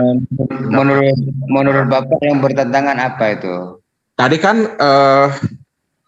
Pak Angon katakan bukan masalah amal. Itu kan? Jadi di sini malahan dia dikatakan ditekankan pada amal yang sudah cukup. Jadi dia gak butuh penolong. Dikasih lagi Ustaz Amal Alif. itu udah membuktikan gitu. Kasih lagi Ustaz Alif. Kang Alif lanjut, Kang Alif. Ya, ini kan saya menanggapi Pak Angon ya. Ya. Silakan. Kang Alif, silakan. Jelaskan. Amal soleh itu perintah. Ya, salah satu Tuhan itu menyukai perbuatan amal baik, dan kita mengerjakan sesuatu yang Tuhan sukai. Ketika kita sudah disukai oleh Tuhan kita, oleh Allah, dimanapun kami berada, kami tidak takut, karena di tempat yang Tuhan ridhoi. Itu poinnya. Karena ketika Tuhanku meridhoi, di sana rahmatnya ada. Makanya yang perlu kami gapai sesungguhnya adalah rahmatnya gitu loh. Perintah amal soleh itu perintah, ketentuan yang tidak perlu kami bantah, dan ternyata hikmahnya amal baik itu bukan untuk kebaikan diri sendiri, juga dirasakan oleh sesama gitu loh. Jadi bagaimana kami dalam berinteraksi, bersosial pun kan perintahnya suruh beramal baik, bukan hanya untuk sendiri tapi juga dirasakan oleh orang lawan bicara atau lawan orang yang di depan kami gitu. Jadi itu memang ketentuan perintah, Tuhan menyukai itu gitu. Dan ada nilai pahala, nilai ibadah gitu. Makanya kalau kita surat Al-Asr ya, wal asri innal insana lafi khusr gitu. Yang saya tekankan kan yang, tadi, jadi apa ini? Ya, poin ini sudah selesai ya. Dari Pak Budak Angon. Dari Pak Budak Angon tadi kan dikatakan amal itu bukan menjadi dasar, sedangkan di Quran surah itu tuh 44 malahan dikatakan cukup amal saja gitu. Ayat berapa? Ayat 42 Pak, 42. Surah Adukan ayat 42 ya? Iya. Surah Adukan. Nah, ini rahmat ini. Lanjut. Kecuali orang yang diberi rahmat oleh Allah, sungguh Dia Maha Perkasa, Maha Penyayang. Jadi di sini kan sebenarnya permasalahannya apa sih Bang? Dan tadi saya nyimak nih, mohon maaf kalau boleh saya tambahkan, kalau pun bukan ini poin pertanyaannya. Jadi gini, dalam Islam itu bukan amalannya yang menyelamatkan, karena kalau amalannya menyelamatkan berbahaya nih. Ada orang yang sedekah 1 miliar itu lebih duluan masuk surga daripada yang sedekah 1000. Bukan amalnya, tapi innama a'malu biniat. Jadi niatnya beramal itu untuk apa? Karena yang dihisab Allah itu niatnya. Nah, terus kalau kita bicara tentang amal memang perlu. Kenapa? Karena amal itu yang menyebabkan Allah memberikan rahmatnya kepada kami. Dan kami masuk surga itu bukan karena amal itu, karena rahmat Allah itu. Tapi penyebab Allah memberi rahmat ya karena kami beramal gitu. Jadi semuanya harus begini, ini gitu loh. Berarti rahmat itu tidak akan ada kalau belum ada amal kan? Ya gimana mau dapat rahmat dari Allah kalau Anda tidur-tidur aja kerjaannya, nggak mau berbuat baik, enak kali Anda. Kami nggak gitu. Artinya begini, gitu loh. Artinya kan amal itu yang menjadi dasar kan? Karena kalau nggak ada amal, rahmat itu tidak ada. Tunggu, pahami. Lihat dulu amalannya Pak. Ibu Rito pun begitu. Iya baik berarti Pak, tahu nggak arti amal? Yang menjadi dasar, tetapi amal itu ya yang akhirnya membuat Allah itu memberikan rahmatnya, kan begitu. Sudah. Jadi logika. Enggak, tunggu. Udah selesai belum nih? Saya tanggapi. Saya selesaikan udah. Jadi perlu saya tekankan kepada Anda, amal itu artinya perbuatan. Ya, amal itu artinya perbuatan. Seseorang kalau sudah berbuat, itu ada konsekuensi dari hasil perbuatannya. Bisa menjadi dosa, bisa menjadi pahala. Saya lagi bangun tidur, saya bisa mandi itu bisa menyebabkan saya berdosa, bisa menjadikan itu berpahala. Kenapa? Dengan mandi saya bisa berpahala. Ketika saya mandi, mengucapkan bismillah, berniat untuk sholat, berniat untuk melaksanakan hari ini, saya akan menjadi seorang yang menjalankan kehidupan saya sebagai istri dari pagi. Bisa menjadi dosa kalau saya mandi untuk mempercantik diri, pergi jalan-jalan ke mall, menghabiskan uang istri. Itu amal perbuatan. Kalau berdasarkan itu umat Islam masuk surga, maka itu sama saja seperti mengatakan Allah menghisap perbuatan manusia itu yang yang berbuat banyak baik, terlihat baik kayak sedekah 1 miliar itu duluan masuk surga. Itu yang disebut kalian nyogok Tuhan. Selama ini yang kalian tuduhkan kepada kami. Tapi bukan itu. Tapi adalah apa yang ada diniatkan oleh umat Islam itu innama a'malu binniyat. Dia beramal itu untuk apa? Karena Allah kah? Karena duniawi kah? Nah, Allah memberikan rahmatnya, tentu Allah tahu ini orang pantas nggak diberikan rahmat, ini orang ini nggak patut diberikan rahmat. Contohnya Nabi Muhammad, sebelum beliau menjadi Nabi, beliau sudah dipilih menjadi orang yang akan diberikan jabatan sebagai Rasul. Karena Allah tahu sebelum nih orang lahir, orang ini akan menjadi orang yang baik, jujur, tidak akan pernah berdusta gitu. Kenapa? Ya Tuhan itu kan maha pengetahuannya bukan seperti Anda. Dia tahu apa yang belum terjadi. Tunggu dulu, sabar, selesaikan dulu sebelum selesai. Tunggu, selesaikan dulu. Inilah saya silakan, gimana Bu Tirta, diselesaikan dulu Tirta. Nah, jadi ketika Anda berbicara umat Islam itu di mana ada hadis Erben lagi kalau bukan. Aku bercanda aja sama kamu. Selesaikan dulu mandinya tadi. Iya enggak, ini jangan bicara mandi lah. Selesaikan dulu mandinya, bila penting foto-foto. Aku aja Erben inilah, pulang kampung lah Erben Jadi gini, apa yang kami lakukan itu bisa menjadi asbab neraka, bisa menjadi asbab dosa surga, tergantung apa yang kami niatkan. Itu kenapa ada hadisnya innama a'malu binniyat. Lalu bukan amal itu yang menyebabkan kami masuk surga. Karena kalau amal itu yang masuk surga, maka Bang Zuma lebih dulu masuk surga daripada aku. Bang Zuma itu banyak sedekahnya. Aku cuma sekalinya. Bang Zuma malah duluan masuk surga. Ibu Rifa kepanjangan menanggapi. Enggak, karena gini, kamu sedang mencoba memasukkan paradigmamu di mana, mohon maaf, tunggu, di mana di dalam iman Kristen itu, di dalam iman Kristen kan memang begitu. Enggak, saya nggak mengcompare kok. Saya boleh nggak mengcompare? Nanti Ibu mau compare silakan, kami jawab. Tapi kan begini, nyebut nama saya tadi ya.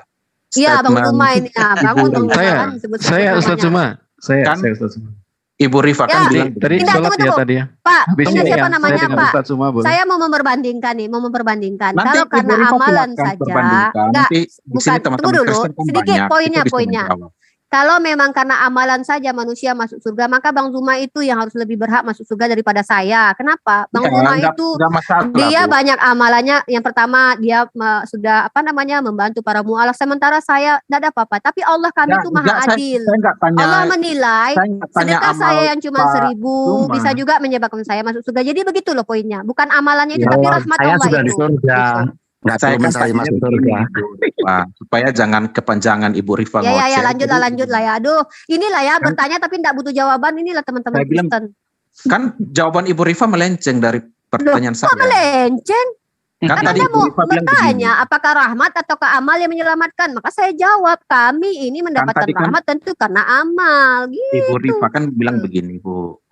Karena kami beramal, maka akhirnya rahmat Allah itu dicurahkan kepada kami. Betul. Artinya tanpa amal itu kalau tidak ada dilakukan, rahmat Allah itu pun nggak akan ada.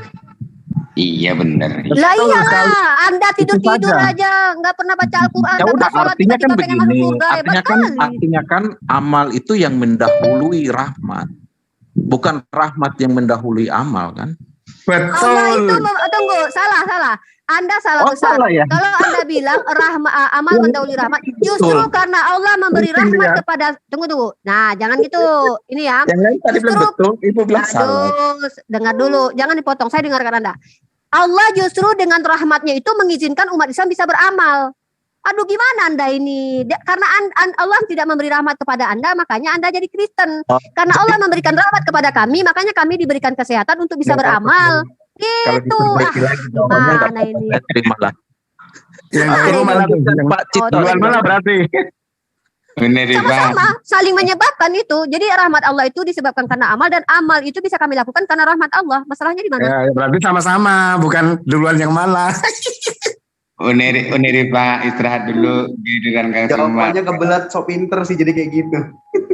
Aduh, Ferguson, orang udah tahu lah siapa kamu. Kami umat Islam nggak nerima kamu di sini. Kenapa ada Ferguson di sini, teman-teman? Bukannya ada kesepakatan umat Islam nggak nerima? Keluarin kan, tolong keluarin aja. Ya, orang seperti Ferguson itu kan bukan manusia, nggak perlu dilayani diskusi. Makasih ya pengertiannya. Dari tadi Silakan. dia nggak mengganggu dia dari tadi. Enggak, aku tantang Edo satu Nggak, hal. belum mengganggu dia. Biasanya mengganggu. Edo, ayo Kami tahu hatuha denganku, ayo. Dia nggak Aku apa. Ripa, aku mau hatuha sama Edo. Bro Edo masih ada? Aku Bro Edo. Sama aku. Oh, Oke. Bro Edo. Udah itu udah selesai belum? Itu yang tadi itu udah selesai di belum? breakout room aja gimana? Ya, oke, di breakout room aja dia. Enggak, Iya. di sini aja. Soalnya ini masih ada yang raise Lu hand. jangan ganggu yang lain, Ade. Sebentar bilang rahmat, sebentar bilang amal. Makanya saya ya udahlah. Enggak, itu Enggak, kan itu juga ada saya- di kitab Anda, Pak. Coba Bang Mungkin Ade, cuma saya kasih nih. segitu Dia aja, cuma ya, dia pemahaman menertawakan Ibu kitab Rifa nggak kita. apa-apa, Coba saya nggak akan coba ini saya ngaji kasih lagi. di kitab Anda juga begitu. Di dalam kitab Anda di Yakobus pasal kedua 24. Jadi kamu lihat bahwa manusia diselamatkan karena perbuatan-perbuatannya dan bukan hanya karena iman. Itu kata Yakobus. Lari dia. Itu di Lari ke Efesus Alkitab. pasal kedua ayat 8. Bukan berarti kita mendapat keselamatan karena usaha kita sendiri. Keselamatan adalah pemberian Allah karena yang diberikan karena kebaikan hatinya yang tidak layak. Di kitab Anda begitu juga. Anda mau menertawakan kitab Anda, malu-maluin Anda. Kami itu di kekristenan itu iman itu menjadi dasar fondasi perbuatan benar orang percaya. Bu Rifa, ayatnya kalau mana? kita bilang- Coba lihat. Kalau Itu kita bilang Yakobus pasal kedua 24. Yakobus berapa ayat berapa? Yakobus Pasal berapa kedua ayat berapa? 24. rumah, Pasal kedua 24. rumah Oke, itu oke. ketika dibangun, fondasinya itu adalah iman. Enggak, itu Bangunan Yakobus 2 rumah pasal itu 24. Jangan gambaran pelintir, dari jangan perbuatan-perbuatan melampaui yang orang benar. tertulis. Baca kitab Anda dulu betul-betul. Pasal kedua 24, Jadi gitu, baca. Pak, siapa tadi itu? Sudah share screen kan Yakobus pasal kedua ayat 24. Silakan. Oke, Jadi jangan hati-hati melampaui yang sama aku tertulis. ya. Hati-hati sama aku ya. 10 menit aja sama aku. Siapa? Lanjutkan dulu, jangan merendahkan teman Kristen Anda. Itu belum selesai itu premisnya. Tadi Loh. kan dia bilang iman atau amal. Nah, saya kasih lagi nih di dalam kitab Anda justru juga kontradiksi tuh, jelas Saya banget tidak Islam, kontradiksinya. saya di tengah-tengah. Aduh, Nggak saya ada tak tuh. suka sama orang Rifa, mulia, Rifa nggak suka takut. saya. Enggak, ini Yakobus, tunggu, selesaikan dulu. Saya mau share screen Yakobus pasal kedua ayat ke-24. Mari kita bahas ini. Ini menarik sekali nih teman-teman. Jadi kalau yang tadi Jadi Yakobus itu tidak mempremiskan, bicara tentang keselamatan. Kalau Islam melihat itu Yakobus tentang keselamatan itu apa sih yang tidak keselamatan ngomong apa Anda? Itu udah Kang Andri, jelas-jelas saya di situ. mute dulu ya, biar gantian yang bicaranya. Silakan Uti Ini Rifa. jelas banget ya, kita baca ya. Jadi kamu lihat bahwa manusia diselamatkan karena perbuatan-perbuatannya dan bukan hanya karena iman. Sontoloyo bilangnya bukan karena selamatan. Oh, kamu ini mempelintir kitab sucimu sendiri. Belum lagi kita baca di Efesus pasal kedua ayat 8. Bukan berarti kita mendapat keselamatan Aku karena ahlinya, usaha hei. kita sendiri. Keselamatan ahlinya. adalah pemberian Aku ahlinya. Allah. Kamu nggak ada apa-apanya. Kitabmu aja kabrul. Nggak bisa kamu. Kita, bukan ahlinya, kita aku ahlinya. dikasih karunia dulu, baru beriman, lalu melakukan perbuatan, betul. Begini. Kalau Islam perbuatan dulu, baru dapat hidayah, kasihan kan. Nah itu dia. Jadi gini loh. Jangan menafsir Alkitab orang sembarangan. Itu namanya Yang nafsir bego. siapa? Justru saya kamu lagi nafsir. nanya. Bilangnya manut Ya kok kamu jawab, nggak silakan jawab. Jumai Nggak di usah Celebes itu kejam-kejam. manut sama aku. Jumai di Celebes aku itu manut sama aku. Kamu kok wahanya kok nggak manut, gimana sih? Iya, Cak. Kamu kan bukan bujakan Yesus kan? Kamu kan Yesus kan? Loh bukan, tapi aku lebih ahli. Berarti kamu lebih ahli dari Yesus. Kamu Bukan. lebih ahli dari Yesus. Lebih ahli dari Alkitab. Zuma sama Kamu Celebes lebih ahli loh, dari bayang. pendeta-pendeta. Boleh saya ngomong sedikit. Silakan, Bang Ayo Juma, Juma, silakan. mungkin jadi penengah Pak Juma. Silakan, Iya. yang lain. Dari Rifa, tadi sama. ngomong sedikit, Kristen nggak dikasih kesempatan. Jadi gini, Aduh, si Ferguson ini ngapain sahabat-sahabat. lagi di sini? Aduh. Udah Yang saya keluarin, kok mendapatkan dimasukin lagi siapa sih Ini yang ya, masuk? Sebentar, Ayo Juma. siapa ini? Kok Ferguson masuk Ayo Juma terus? sebentar, Kohos- tolong kohos dong. ini. Joko, kamu cabut loh, ini kalau dimasukin terus. Bismillahirrahmanirrahim. Lanjut. Allah Subhanahu wa taala menerangkan tentang rahmat. Yudahilu may yasha fir rahmat. Faz-zalimina a'adda lahum azabal alima. Jadi yang mendapatkan rahmat itu hanya Islam. Itu syaratnya untuk kemudian mendapatkan keselamatan wajib Islam. Itu rahmat. Al-Quran menerangkan itu. Rahmat apa yang Allah Di kasih buat dalam kita? ajaran Kristen itu tidak ada rahmat. Itu istilah rahmat cuma Apa diambil yang dari Allah Al-Quran. kasih ke Islam? Kata iman juga diambil dari Al-Quran. Jadi mereka nggak ada rahmat. Oh, nggak Walau jawab. sya'allahu laja'alahum ummatan wahidatan walakin yudkhilu man yasha fir rahmah. Jadi rahmat ini adalah menjadi syarat kemudian amalan-amalan perbuatan manusia itu kemudian diperhitungkan oleh Allah. Jadi kalau dia tidak memiliki rahmat, tidak masuk dalam kategori Islam, mau berbuat segunung perbuatan baik pun itu percuma, sia-sia di mata Allah. Ali Pak Malik jangan dimasukin. Ya. Sudah selesai belum, Bang Suma? Dikit lagi, Bang, dikit lagi. Sabar, supaya bukan di mata Allah, Bang, tapi di hadapan Allah, Bang. Walillahi ma fis samawati wa ma fil ard liyajziyal ladina asa'u bima amilu wa yahzil ladina ahsanu bil husna. Jadi jelas, dan milik Allah apa yang ada di langit dan apa yang di bumi, maka dengan demikian Allah akan memberikan balasan kepada orang-orang yang berbuat jahat sesuai dengan apa yang telah mereka kerjakan. Dan dia akan memberi balasan kepada orang-orang baik dengan pahala yang lebih baik. Nah, untuk menerima pahala yang lebih baik harus mendapatkan rahmat. Untuk mendapatkan rahmat syaratnya harus menjadi Islam dulu gitu ya. Biar kemudian membangun apapun kalau tidak Islam percuma. Nah, kemudian Al-Qur'an menerangkan lebih jauh ya. Innallaha la yaghfiru ayyushraka bihi. Nah, ini perlu diperhatikan. Wa yaghfiru ma duna dzalika liman yasha wa man yusyrika billah faqad iftara itsman 'azima. Jadi semua perbuatan dosa itu mendapatkan pengampunan. Jadi kalau teman-teman kemudian punya dosa besar, ya dosa menyembah kepada sesama makhluk, kemudian bertaubat masuk menjadi Islam, maka masuk dalam kategori dapat rahmat tadi. Dosa semuanya diampuni oleh Allah, kecuali dosa menyembah selain pada Allah. Barang siapa mempersekutukan Allah, maka sungguh dia telah berbuat dosa yang besar. Ini kekal di neraka ini. Jadi Islam betul yang Anda tanyakan tadi, Islam itu untuk mendapatkan rahmat pertama harus Islam dulu. Baru kemudian amal kebajikannya itu diperhitungkan oleh Allah. Manusia akan dihukum berdasarkan perbuatan masing-masing. Itu di dalam ajaran Islam. Dan itu juga ajaran para nabi. Nabi Isa juga mengajarkan hal yang sama. Pak Ustadz, kalau seandainya Yesus juga mengajarkan hal yang sama. Kalau Bro, saya boleh bertanya, Bro? Boleh saya bertanya? Silakan Saudara Daniel dulu. Daniel dulu. Dia belum puas. Iya. Silakan Bang Daniel. Nanti setelah ini Bang Herdi. Oke. Oke lah. Dia jadi Islam, dia beramal. Tapi banyak perbuatan dosanya lebih daripada amal, ya kan? Iya. Lalu dia dikatakan ditimbang dan ternyata di situ didapati dia tidak layak. Berarti dia masuk neraka kan, Pak? Iya, betul. Betul. Lalu kalimat la ilaha illallah kalau ditimbang, lalu tiba-tiba gini Pak, saya nanti selesaikan dulu. Iya. Lalu, kalimat la ilaha illallah kalau ditimbang, gimana hadisnya itu bunyi itu gimana, bagus banget tuh. Kalimat la ilaha kalau ditimbang dengan alam dunia sebenarnya. Dilanjut. Lanjut. Maka tapi dibenarkan. Tadi melintir Rifa. Oke, lanjut. Lalu dia sebut kamu melintir tadi. Itu ayatnya bukan diselamatkan tapi dibenarkan. Oke, lanjut. Itu kebiasaanmu biasa. La ilaha illallah di neraka dia dipindahkan.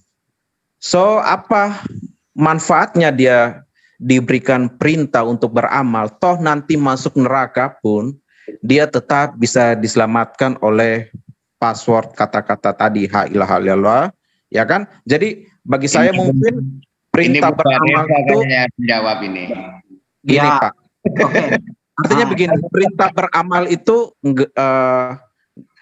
percuma bagi orang yang hanya ingin dia Islam ya, tetapi karakternya itu tetap penjahat, lalu tiba-tiba dia di neraka dapat masuk surga juga, kan dia bisa menyebut kalimat itu kan di neraka. Itu gimana Pak? Bagaimana? Apakah itu nggak perlu dilakukan lagi amal itu? Toh nanti juga bisa masuk surga. Oke. Bang Daniel. Boleh saya tambahkan? Poinnya. Boleh saya tambahkan? Silakan Pak Juma. Iya. Kenapa Pak? Boleh saya tambahkan? Mungkin satu-satu Kang biar puas dulu, biar lemas dulu dia. Silakan Pak Juma. Dibagi berapa menit lah. Jadi yang mendapatkan rahmat tadi, syaratnya kan harus ada rahmat dulu ya, harus Islam dulu. Lalu kemudian Allah menerangkan di dalam Al-Quran surah As-Salah ayat 7, faman ya'mal mithqala dzarratin khairan yara. Jadi Allah itu membalas perbuatan. Ya, perbuatan kebajikan itu sebesar apapun, meski dia sebesar sebesar zarah, itu akan dibalas oleh Allah. Nah, ini ajaran para nabi, kawan. Ini ajaran para nabi. Dari nabi-nabi terdahulu mengajarkan manusia diupah berdasarkan atas perbuatannya masing-masing.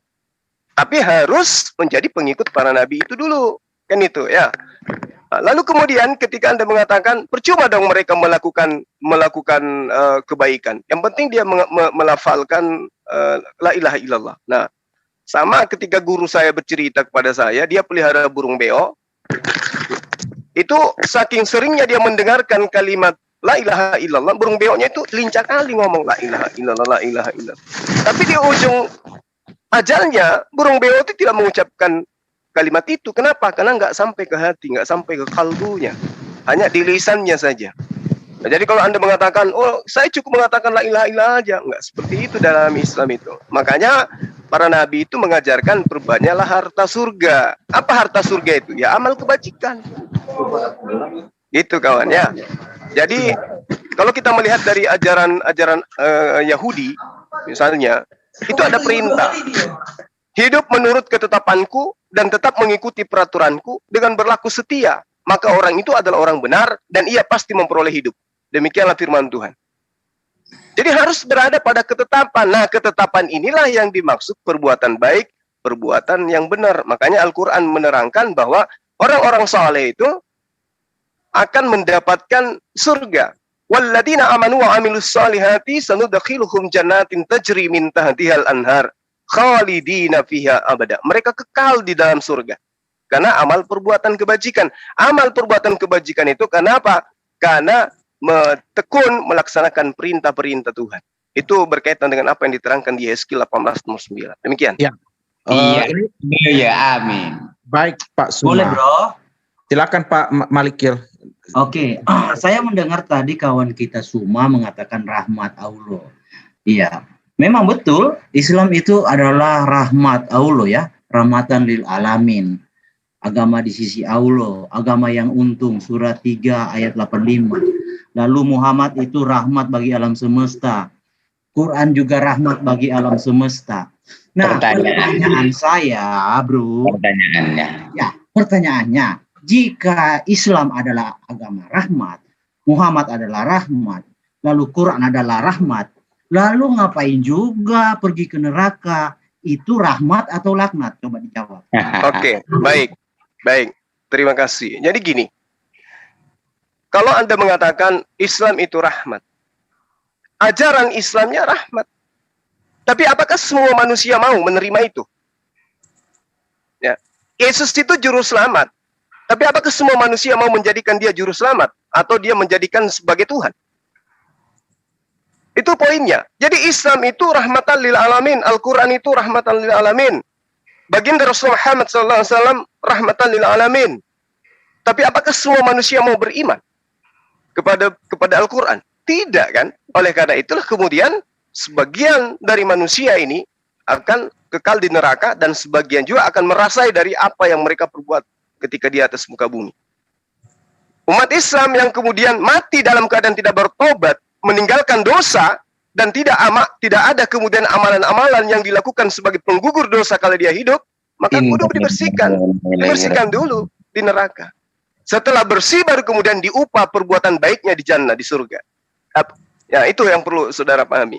Tapi kalau orang yang memang tidak pernah beriman, ya, menyembah selain kepada Allah, dia kekal di neraka. Nggak ada itu cerita mau masuk lagi ke surga, nggak ada. Itu perbedaannya. Oke, jadi gini ya Bro, saya melihat jawabannya ada dua versi ya. Jadi Islam itu bisa jadi rahmat, bisa juga jadi laknat kan? Artinya masuk neraka kan? Oke. Jadi artinya gini Bro. Jadi kurang tepat lah narasi Islam itu agama rahmatan lil alamin. Artinya artinya Islam itu harus ada dua narasi. Satu agama rahmat dan satu agama laknat lil alamin, kayak gitu ya, harus dua karena kan Anda berdiri pada dua versi. Nah, tetapi semua narasi itu Bro gugur ketika digiring ke surah 1971. Kan di situ semua narasinya semua tanpa terkecuali, termasuk Muhammad juga masuk neraka. Nah, itu sesuatu yang salah, itu yang bro harus luruskan. Itu bro, coba. Ya, jadi gini, saya ambil analogi sederhana ya, bahwasanya negara kita ini memberikan aturan main. Ketika aturan main itu dilaksanakan oleh masyarakat, maka masyarakat ini akan aman, sentosa. Tapi ketika kemudian mereka melanggar, apa yang terjadi? Mereka akan mendapatkan hukuman. Itu Islam itu kayak begitu. Islam itu adalah merupakan SOP, aturan mainnya Tuhan. Ketika aturan mainnya Tuhan itu dilanggar, maka tentu ada konsekuensinya. Makanya di dalam pengajaran nabi-nabi, contoh misalnya yang masih terekam di dalam kitab Anda, Matius 5, apa yang diterangkan oleh Yesus? Jika hidup keberagamaanmu tidak lebih baik daripada hidup keberagamaan ahli Torah, engkau tidak akan masuk ke dalam surga, kerajaan Tuhan. Itu poinnya. Berarti ada aturan mainnya Tuhan, yang kemudian Tuhan berikan yang lebih sempurna dari aturan main yang sudah pernah ada. Dan itu kalau tidak hidup melalui aturan main yang akan datang setelah ahli Torah, manusia tidak akan masuk ke dalam kerajaan surga. Itu poin. Ya, supaya dipahami. Oke. Jadi gini ya bro, sebentar ya, saya kasih waktu sedikit. Jadi begini, Islam kan agama rahmat. Tapi kalau tujuannya ke neraka, artinya terlalu dini mengatakan Islam agama rahmat. Ternyata Islam itu kebalikannya, menjadi agama laknat. Artinya masuk semua neraka kan? Gitu kan? Jadi artinya ini dalilnya mana Erdi? Semua umat Islam masuk neraka itu gimana itu ceritanya? Coba. Sebentar, jangan dipotong. Nggak pakai dalil lah. Surah Kamu sedang berasumsi tentang Al-Quran dan apa biar dibahas buta. Santai, saya diskusi mungkin dengan ada teman Muslim selain saya barangkali yang mau menanggapi nanti silakan saya aja ya. Lanjut aja bang, lanjut dulu bang. Dengan Bro Suma aja. Oh iya boleh. Oke, jadi gini kan di surah 1971 jelas dikatakan semua tanpa terkecuali kan di neraka. Nah dengan narasi 1971 artinya bahwa coba baca sampai selesai dulu Al-Quran itu, terjemahannya aja dibaca. Santai aja. Enggak baca lah, kami enggak pernah menghilangkan satu saya ayat. Saya diskusi dengan Suma ya, bentar. Enggak apa-apa, saya moderator di sini. Itu kan kamu baca ayat kitab suci saya juga, Al-Quran. Biar Bang Zuma menanggapi. Surah 1971, oke. Tidak ada seorang pun. Nah, narasinya kan tanpa terkecuali, termasuk Muhammad ya di sini. Melainkan masuk neraka kan. Cuci semua dosanya di neraka. Nah, di sini Bro Suma dengan narasi Quran adalah rahmatan lil alamin, lalu Muhammad itu rahmat bagi rahmatan lil alamin, lalu Quran itu juga dinarasikan rahmat, Islam juga rahmat. Nah, dengan narasi ini surah 1971 ternyata baca lagi lah yang 72-nya Herdi. Baca yang 72-nya juga. Ini kenapa sih? Ya jangan gitulah, jangan perkosa ayat kitab suci orang lain, baca sampai 72. Kemudian kami akan menyelamatkan orang-orang yang bertakwa dan membiarkan orang-orang zalim di dalam neraka dalam keadaan berlutut, Herdi. Silakan Bang Zuma. Bisa saya bicara? Sebentar. Ya, bisa saya. Oke, saya nggak apa-apa. Kalaupun itu dikeluarkan, justru fatal endingnya. Justru di sini nantilah saya pasti akan ke situ. Tapi di sini yang saya mau jelaskan bahwa narasi pernyataan Allah kepada umat Islam bahwa Islam agama rahmatan lil alamin ternyata terlalu dini menyatakannya. Ternyata di situ laknat dulu baru rahmat, ya kan? Paham kan? Ini kamu mengambil referensi itu dari ayat mana lagi ini Herdi? Neraka laknat. Aduh bentar dulu, saya diskusi dengan Suma, bentar dulu. Ini diskusi sama moderator mungkin, lanjutlah. Enggak, tapi bawalah dalil yang asumsi. Moderator masuk substansi lagi, aduh. Saya bukan moderator kok, nggak jadi moderator. Saya kan ini Al-Quran saya ini juga saya berhak. Kok ganti lagi tadi moderator? Enggak, udah ganti lagi. Jadi silakan Herdi kalau bicara pakai data, jangan kebanyakan seperti kalian teman-teman mula bawa asumsi gitu. Rifa ini bisa debat nggak sih Rifa ini? Oh bisa udah lama. Nanti dulu ini kenapa ini? Ini Mbak Rifa benar. Mbak Rifa benar menjawab, menjelaskan, menerangkan Al-Qur'annya sendiri. Kenapa kalian yang repot? Ini Kristen framing. Kenapa kalian repot-repot? Dia wajib menerangkan, menjelaskan karena dia Aduh, ada bikin rusuh aja. Bikin malu Bang Suma aja ini. Dodo bukannya rusuh. Bang Ade. Umat Ya Islam itu luar biasa ya. ampun, nggak tahu diri orang ini. Ketika Muslim gitu loh. kalian bikin rusuh di Zoom Muslim, kami Kayak saya loh, saya ini loh orang Kristen nggak pernah bikin rusuh. Dari tadi siang kami Coba sebutkan satu kali aja. lancar aja Bu Rifa. Sebutkan saya satu kali saja saya bikin rusuh. tadi bikin rusuh. Ketika Saya tidak Cetos- pernah. Ada. Cetos tadi bicara. Anda Kampungan ikut-ikutan. Ade ini memangnya. Ada. Dari Anda tadi tidak pagi bikin loh di sini bicara. lancar-lancar aja. Aku Enggak, tidak rusuh bikin kok dari tadi kok. rusuh. Dari tadi rusuh kok kalian Pak Budawan Aku sama siapa saya. bikin rusuh. Bang Suma aja Ade ini. Enggak apa-apa, Bang. Jangan bikin malu Bang Suma dong. Aku tidak bikin rusuh. Ya, balik ke teks ya, balik ke teks. Silakan teruskan. Itu kan dia sebelumnya kan dia bilang siapa tuh yang masuk ke neraka itu siapa? Bukan Oke, seluruh oke. orang loh, tapi Ya, kan oke. orang kafir. Coba baca sebelumnya berapa? Oke, Ada berapa di situ? Oke. Saya paham. Oke. Kalau itu konsekuensi Anda menyatakan bahwa hanya orang kafir itu sangat fatal bro, konsekuensinya fatal.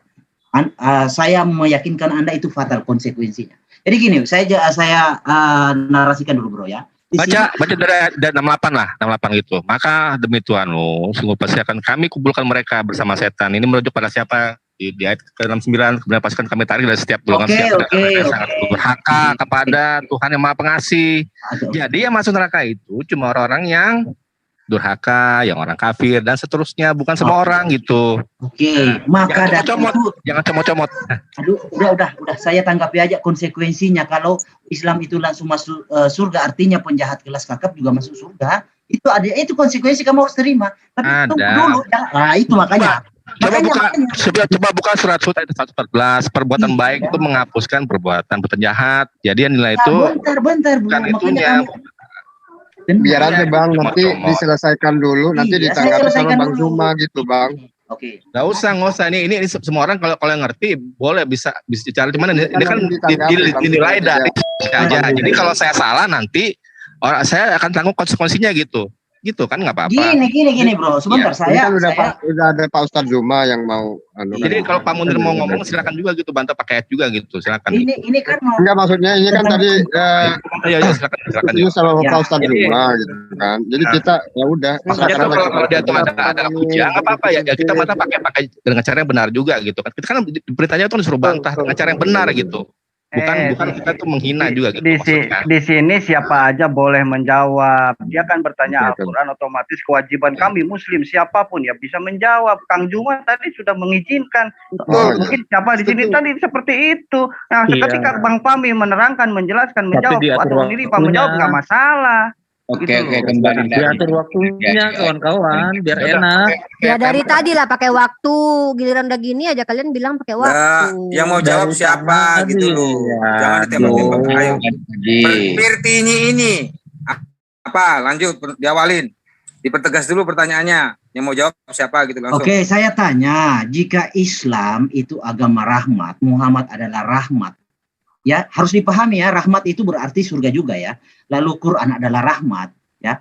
Lalu ngapain kalau semuanya rahmat, Islamnya rahmat, Qurannya rahmat, Muhammadnya rahmat. Lalu ngapain lagi di dalam neraka?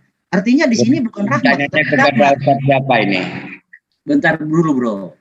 Artinya, bentar dulu, bro. Siapa saja boleh menjawab. Tunggu selesai pertanyaannya. Iya. Lanjut, Bang Malik. Oke, jadi pertanyaan saya gini, jika Islam agama rahmat, ngapain yang terjadi itu adalah rahmat? Coba dijawab, karena masuk neraka semua. Coba jawab. Jadi kan saya udah bilang ya, itu ya yang dimaksud ayat 71 itu nggak merujuk kepada semua orang. Coba baca ayat 68, 69, 70, seterusnya gitu loh. Jadi jangan kehilangan konteks gitu. Siapa yang dimaksudkan maksud itu? Gitu ya. Nah, sudah dijawab. Sebentar, belum selesai. Saya belum selesai kok. Gini ya, jadi kan saya tampilkan ayatnya boleh ya? Enggak, itunya dia di layar tinggal di scroll aja ke atas itu. Nanti kan muncul tuh 68, 69, 70.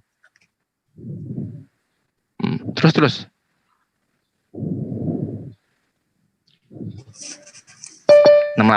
Kamu jawab begitu nggak apa-apa. Tapi kamu harus siap dengan konsekuensinya. Oke, sudah? Belum selesai. Jadi gini ya, yang namanya dari Tuhan itu pasti benar, hak dan baik, toib gitu ya. Jadi apapun itu, kalau ada orang yang mendurhakai ayat-ayat Tuhan itu, maka mereka itu nanti dapat konsekuensinya, yaitu apa? Balasannya pasti ada. Cuman yang paling esensial di sini kan apa gitu. Jadi tentang bagaimana tuh Tuhan itu memberikan ganjaran gitu. Itu kan haknya Tuhan. Jangan so tahu gitu. Jadi mentang-mentang ada orang yang ngerasa wah baru baca cuma sepotong ayat, jadi dia langsung bisa menafsirkan seenaknya gitu. Mesti dilihat gitu. Makanya dilihat konteks itu bagaimana sebenarnya sih yang dibicarakan dalam ayat ini. Simpel sekali itu sebenarnya. Sudah. Oke. Nanti saya mau balikkan juga ke Kristen nih. Saya juga ada yang bertanyakan soalnya. Enggak apa-apa. Jadi gini, di sini kan setelah narasinya saya ya, Bang Kingvin. Setelah saya dari tadi mumpung ada Ustadz semua ini. Thank you. Oke, jadi yang saya permasalahkan tadi bro dengan Bang Suma, dengan Bro Suma itu tentang Islam agama rahmat katanya, ya kan? Nah, ini bro harus siap. Jadi mental Anda harus siap. Artinya semua orang yang beragama Islam tidak mungkin pergi ke neraka. Kalau ada orang Islam dicuci dosanya di neraka, artinya rahmatnya bergeser maknanya. Artinya bergeser kepada laknat. Artinya kan neraka laknat bro. Artinya tidak. Sebentar. Aduh. Coba Bang Pami, kan Bang Pami udah jelasin tuh, si Herdi kan mau memaksakan pemahaman dia tentang Al-Quran yang padahal dia tidak paham. Kita kan tidak perlu sebenarnya anak kecil aja juga paham ini, di situ jelas kan bahwa yang diselamatkan umat Islam gitu. Nanti dia arahnya ke Bang Zuma. Coba kita biarkan dulu Bang Zuma selesaikan poin tadi karena di tengah. Memang saya suruh dia bawa dalil. Nah, dia potong dalil di ayat 70 itu aja, nggak bawa ayat setelah dan seterusnya. Nah, biar kita dengarkan dulu, nanti kita jelaskan lagi Bang Pami. Karena dia menganggap rahmatan itu sesuai dengan apa yang dia pahami. Jadi Islam kan agama rahmatan kan, lilamin kan. Nah, berarti menurut paham dia gitu. Dia sedang memasukkan cara berpikirnya jauh kepada lebih baik dari ayat 68 dijelaskan sampai ayat 71. Silakan yang Islam. Ya, silakan Bang Zuma mungkin. Nanti kita bergantian aja. Nanti Bang Pami juga silakan jawab. Silakan Bang Zuma. Ya baik. Mau tanya aja nanti. Bismillahirrahmanirrahim. Jadi kalau kemudian dipahami Islam itu rahmatan lil alamin, lalu kemudian Allah menerangkan di dalam Al-Quran bahwa manusia dibalas sesuai dengan perbuatan masing-masing. Nah, kalau tidak ada lagi perbuatan dosa, ngapain dia ke neraka? Kan dibalasnya neraka itu bagi orang-orang yang memiliki dosa. Makanya di dalam surah yang Anda bawa itu, di ayat 70-nya diterangkan oleh Allah, "Tsumma lanahnu a'lamu billadina hum aula bihasiliyah." Kenapa Allah menerangkan seperti itu? Karena Allah mengatakan a'lamu. Artinya pengetahuan Allah tentang siapa yang pantas masuk ke dalam neraka, siapa yang tidak, itu jelas adanya. Maka benar apa yang diterangkan oleh sahabat saya tadi bahwa tidak semua orang itu masuk ke dalam neraka. Allah lebih tahu. Ya, yang menjadi filter kemudian adalah rahmat, dan yang menjadi filter setelah rahmat itu adalah apa yang menjadi kunci surga. Kan sudah dikatakan oleh Allah bahwa akan memberi balasan terhadap perbuatan jahat dan memberi balasan terhadap perbuatan yang buruk. Orang yang kemudian tidak ada perbuatan jahatnya, ya, oleh karena dihapuskan, oleh karena dia bertaubat, taubatan nasuha, lalu buat apa ke neraka? Itu yang kedua, yang pertama. Terus yang kedua, kalaupun mereka Anda paksakan kemudian untuk masuk ke dalam neraka, bukankah orang yang masuk ke dalam rumah sakit bukan berarti pasien? Bukankah orang masuk ke pemakaman bukan berarti mayat? Bisa jadi dia dokter, bisa jadi dia mengantar pasien, dan seterusnya. Itu yang harus Anda pahami, sahabat-sahabat Kristen pahami. Lalu kalau kemudian kita melihat di dalam kitab Anda, kita mau terjemahkan bebas atau pahami bebas, itu celaka juga jadinya nanti. Markus 9 nomor 49. Karena setiap orang, semua manusia akan digarami dengan api. Ini berbicara mengenai neraka. Apakah Anda mau digarami dengan api neraka? Berdasarkan dalil ini, pasti Anda mengatakan, oh tidak, itu hanya orang-orang di luar Kristen, kan gitu. Tapi dalil penguatnya mana? Mana dalil data penguatnya bahwa penyembah Yesus itu akan masuk ke surga? Nggak ada. Nggak akan pernah Anda temukan. Nah, terkait dengan data yang tadi, Allah menerangkan, semua ada Ya, ada kemudian lanjutan daripada penekanan yang Anda inginkan di dalam surah Maryam ayat 71 itu. Sebelumnya Allah sudah menerangkan, "Tsumma nahnu a'lamu billadzina hum aula bihasiliyah." Artinya Tuhan mengetahui siapa yang seharusnya dimasukkan ke neraka, siapa yang tidak. Maka dikatakan, "Wa in minkum illa wariduha kana ala rabbika hatman maqdiya." Nah, tidak ada seorang pun di antara kamu. Siapa kamu ini? Orang-orang kafir, orang-orang yang sudah ditentukan yang masuk ke dalam neraka. Mereka akan mendatangi neraka. Itu tidak bisa dipungkiri karena mereka kekal di dalamnya. Hal itu adalah merupakan suatu kepastian yang telah ditetapkan oleh Allah. Nah, kemudian orang-orang yang masuk ke dalam surga neraka itu diantaranya ada orang-orang Islam yang di dalamnya masih ada kebaikan yang tidak pernah menyekutukan Allah. Maka diterangkan oleh Allah, "Tsumma nunajjil ladina attaqau wa nazaru zalimina fiha jidiyya." Ditinggallah saudara-saudara siapa yang lain. Ya, ketika dia mati tanpa bertobat masuk ke dalam rahmat, masuk ke dalam Islam, maka mereka akan kekal di neraka. Demikian. Ya, Oke. silakan. Bisa saya Herdi. lanjutkan? Silakan Herdi, saya kasih waktu kamu 2 menit ya. Ini 15.21, berarti 15.23 nanti. Oke, saya mau share dulu. Silakan. Gini ya, Bro. Saya mau 3 menit, 3 menit. Saya kasih Itu 3 menit. ayat saya jawab tadi si Ustaz Suma ya. Terlalu Silakan sedikit lanjut. 3 menit. Itu untuk Bani Israel, Bang, untuk murid Yesus itu, Bang. Bukan penyembahnya. Oke. Maaf. Berapa Oke, menit gini nih ya. Herdi, Bang Zuma? Ya, Bang Zuma, ya. kasih Herdi berapa menit, Bang? Sampai saya bantah semua argumennya. Oh, lama nungguin kamu Bapak Oh Subhat di enggak, sini. saya bawa Gitu. 3 dalil aja, 3 dalil. 5 menit, oke, aku kasih kamu 4 menit lah. Ini udah Oke. 22 loh. Oke, di sini narasinya tidak ada seorang pun, ya, Bro, all in ini. Jadi Bro sudah melenceng dari Quran. Ini all in. Jadi Bro pilih-pilih kan. Ini all in semua. Tidak ada seorang pun tanpa terkecuali termasuk Muhammad ya, oke. Lalu gini, tentang orang berdosa tidak diampuni dulu. Mungkin Bro ini saya ulang-ulang ya hadisnya Bro. Gini. Muslim 49 ya.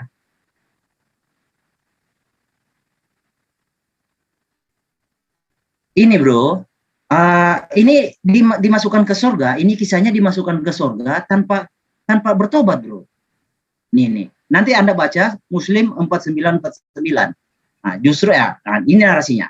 Jadi dahulu ada seorang laki-laki yang tidak pernah berbuat baik, ya. Artinya dia selalu melakukan dosa. Lalu saya tambah lagi ya, Bro. Ini. Nanti saya akan bahwa maksud dan tujuan saya apa. 6983 ya.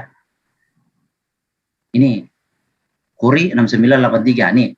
Di sini kabar gembiranya adalah orang yang mati ya. Orang yang mati tanpa mensyirikkan Allah sekalipun dia berzina maupun mencuri itu masuk surga ya, tanpa masuk neraka. Itu betul menurut Anda betul ya. Menurut hadis betul ya. Nah, kalau konsekuensinya gini Bro. Jadi mau ke A ke B tetap konsekuensinya fatal. Jadi dengan narasi yang saya bangun tentang rahmat yang Anda katakan Islam agama rahmat, lalu ada Islam lainnya dicuci dulu di neraka dosanya, lalu diangkut ke surga. Nah, itu artinya buat orang yang beragama Islam yang dicuci dosanya dimasukkan ke neraka itu bukan rahmat tapi laknat Bro. Oke. Nah, lalu rahmat kecuali orang Islamnya itu langsung ke surga, itu baru rahmat. Tapi kalau ada Islamnya dicuci dulu, dilondri dulu di neraka, buat mereka yang dilondri itu bukan rahmat Bro. Nah, jadi makanya saya katakan Bro harus punya 2 versi. Islam itu agama rahmat dan laknat karena ada Islam yang dicuci dosa di neraka kan. Nah, tetapi semua narasi itu Bro, perbandingan yang Bro nyatakan itu dibantah oleh ayat Quran yang mana semua all in di dalam 1971 all in tanpa terkecuali termasuk Muhammad. Itu Bro. Jadi gini, maksud saya gini. Jadi kalaupun Anda mengatakan oke, kalau Anda katakan semua masuk ke surga tanpa masuk neraka itu lebih fatal lagi. Jadi maju mundur kena. Karena fatalnya gini, itu akan menginspirasi orang untuk berbuat kejahatan. Ternyata di dalam orang kan akan berpikir, oh iya syarat keselamatan adalah Islam. Kita berbuat dosa nggak apa-apa. dicuci kok, nanti endingnya juga masuk surga. Itu inspirasi orang melakukan kejahatan, bro. Ya, karena mereka akan berpikir endingnya tetap sekalipun dicuci dosa di neraka, endingnya tetap masuk surga kan. Lagian kalau dicuci kan ada sandingnya, ada paspornya untuk supaya bisa keluar. Itu kan menit langsung keluar dari neraka. Nah ini sesuatu yang salah kalau kita bawa ke ranah Tuhan, bro. Coba ditanggapi. Oke, 25 ya. Bang Zuma juga 5 menit ya. Tadi Herdi segitu. Tapi mohon maaf Bang Zuma, si Herdi kayaknya lupa lagi. Bang Zuma udah bacakan tadi ayat ke tadi yang ke-70 itu ya. Sesungguhnya kami lebih mengetahui orang yang seharusnya dimasukkan ke neraka. Jadi Herdi bicara konteksnya dengan manusia. Oh, enak aja nanti manusia bisa beriman apa enggak. Itu kan kamu Herdi. Ini kan udah dibilang nih Tuhan itu Maha tahu. Silakan Bang Zuma, 5 menit dari sekarang. Baik, makasih. Jadi kemudian ketika Anda mengkaji hadits, lalu kemudian Anda memberikan sebuah pemahaman, ya sangat disayangkan Islam itu tidak setitik debu ilmunya. Islam itu menyeluruh dia. Tsumma nunajjil ladina taqau wa nazzaru zalimina fiha jizya. Ya. Ini sangat jelas diterangkan loh di sini. Kemudian kami akan menyelamatkan orang-orang yang bertakwa dan membiarkan orang-orang yang zalim di dalam neraka dalam keadaan berlutut. Jadi orang-orang yang bertakwa ini itu terlepas diri dari orang-orang yang kafir. Ya, jadi kalau kemudian sahabat mengatakan bahwa kalau begitu lebih baik kita melakukan dosa, nanti di akhir hayat baru kemudian kita mengucapkan la ilaha. Oh, enggak kayak begitu. Tadi saya kasih contoh burung beo itu kan. Nah, lalu kemudian ketika Anda ingin berpura-pura, maka Anda kena lagi dalil yang lain. Kalau Anda berpura-pura kemudian melakukan perbuatan kesalahan, lalu Anda niatkan kemudian nantinya untuk bertaubat, Anda jatuhnya di mana tuh? Anda bukan jatuhnya di kafir, tapi Anda jatuhnya di munafikun. Sama. Tetap aja kekal di neraka. Orang munafik juga kekal di neraka, sama dengan orang kafir. Jadi kalau misalnya Anda berbuat dosa aja dulu deh, nanti kita akan bertobat kok. Artinya ada kesengajaan untuk melakukan perbuatan dosa, lalu kemudian ingin menipu Allah dengan mengatakan kelak baru kita bertaubat. Gak bisa. Itu jatuhnya kepada sifat munafik. Munafik itu tempatnya di neraka paling dalam. Makanya kalau Anda ingin memahami ayat Al-Quran, maka tolong dibaca yang tadi, ayat 70 atau ayat 69. Di situ Allah telah menggolongkan manusia, data 68 telah menggolongkan manusia, mengumpulkan orang-orang yang bersama dengan setan, itu siapa? Allah menerangkan ada 2 golongan setan itu, golongan dari jin dan golongan dari manusia. Ya. Itu makanya dikatakan oleh Allah dalam ayat ini, "Tsumma lananzi'anna min kulli Syiah." Itu sangat jelas itu. Allah pasti tarik dari segolongan siapa di antara mereka yang sangat durhaka kepada Tuhan yang Maha Pengasih. Ini dalil. Al-Quran sangat akurat menjelaskan itu. Summa nahnu, ya, a'lamu, kami tahu siapa yang harus kami masukkan, siapa yang tidak. Ini dalil loh. Lalu kemudian Anda membawa narasi bahwa umat Islam semuanya masuk ke dalam neraka. Tadi saya sudah bantah, poin apapun yang Anda akan kemukakan, saya katakan, orang yang masuk ke dalam rumah sakit, itu belum tentu pasien. Bisa jadi dia pengantar, biasa jadi dia menjenguk, artinya dia itu bukan pasien di dalam. Begitu juga umat Islam yang masuk ke dalam, kalau Anda menarasikan seperti itu. Tapi yang celaka, kenapa Anda tidak memikirkan yang diterangkan oleh Allah, bahwa wa nazaru zalimina fiha jizya. Kenapa Anda tidak memikirkan ini? Kenapa Anda sibuk memikirkan umat Islam, sementara Anda yang zalim tidak memikirkan diri Anda? Kalau dalil ini Anda nyatakan benar adanya, oke, umat Islam akan masuk ke dalam neraka, boleh. Tapi mereka akan dikeluarkan dan dimasukkan ke jannah. Tapi kenapa Anda memikirkan kalau ini benar, berarti dalil selanjutnya benar. Orang kafir akan tetap di neraka secara kekal. Kenapa Anda mikir itu? Oke Bang, waktunya. Gitu. Oke, Saya boleh. 15. Tunggu bentar Herdi. Gantian Herdi, Bang Kingpin juga ingin bertanya. Silakan Bang Kingpin. Iya, saya mau tanya dulu. Gantian Herdi. Gantian. Ya, ini saya Citos pun tadi ngalah Citos.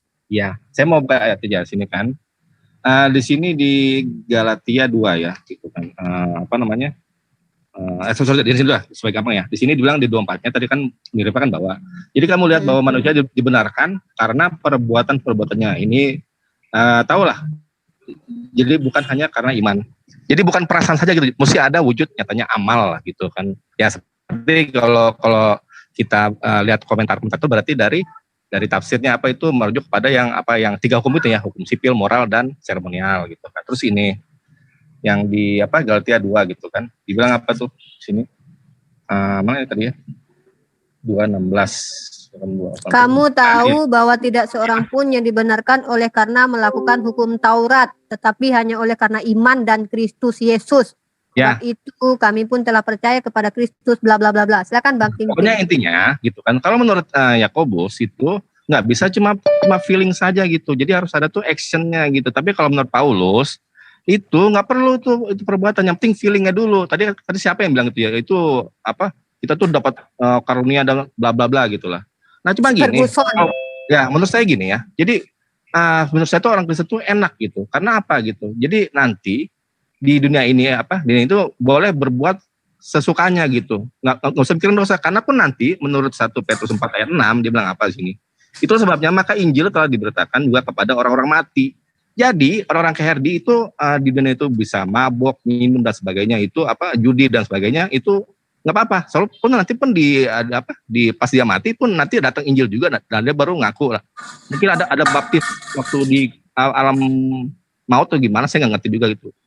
Jadi gitu. Jadi yang saya mau tanya ini sebenarnya ada nggak sih yang kayak semacam rahmat atau gimana gitu? Karena pun nanti kalian ini kan nanti cuma bisa selamat di alam mati itu kan ada opsi gitu, seolah-olah gitu. Udah gitu aja, thank you. Itu Bang, tambahin 1 Korintus 10:17 Bang, 1 Korintus 10:23. Segala sesuatu diperbolehkan, benar, tetapi bukan segala sesuatu berguna. Artinya boleh Bang, jadi mereka tinggal milih ini berguna apa enggak, tapi dibolehkan. 1 Korintus pasal ke-10 23. Jadi kalau mereka mempertanyakan kepada kita tentang hukum-hukum, nah mereka boleh makan pepes mayat pun mereka nggak masalah itu. Karena segala sesuatu diperbolehkan. Gimana sih? 1 Korintus 10:23. Aduh, ini Ibu Umi. Segala sesuatu diperbolehkan, benar. Oke, sudah bro, sudah. Nah gini, saya mau ikuti caranya Herdi. Kalau dia tuh cuma mau comot-comot. Kalau Herdi kan mengasumsikan yang tertulis, kalau kami membacakan yang tertulis, kok kalian enggak apa-apa. Nanti kita jelaskan. Ya, nanti kita jelaskan, enggak apa-apa. Oke, udah ya. Keluarin dulu bro, saya mau share. Oke, waktu dari sekarang 15.33, nanti 15.38. Nanti Bang Zuma dengan Bang Kingpin lagi. Bro Suma. Herben, silakan bantu Herdi nanti.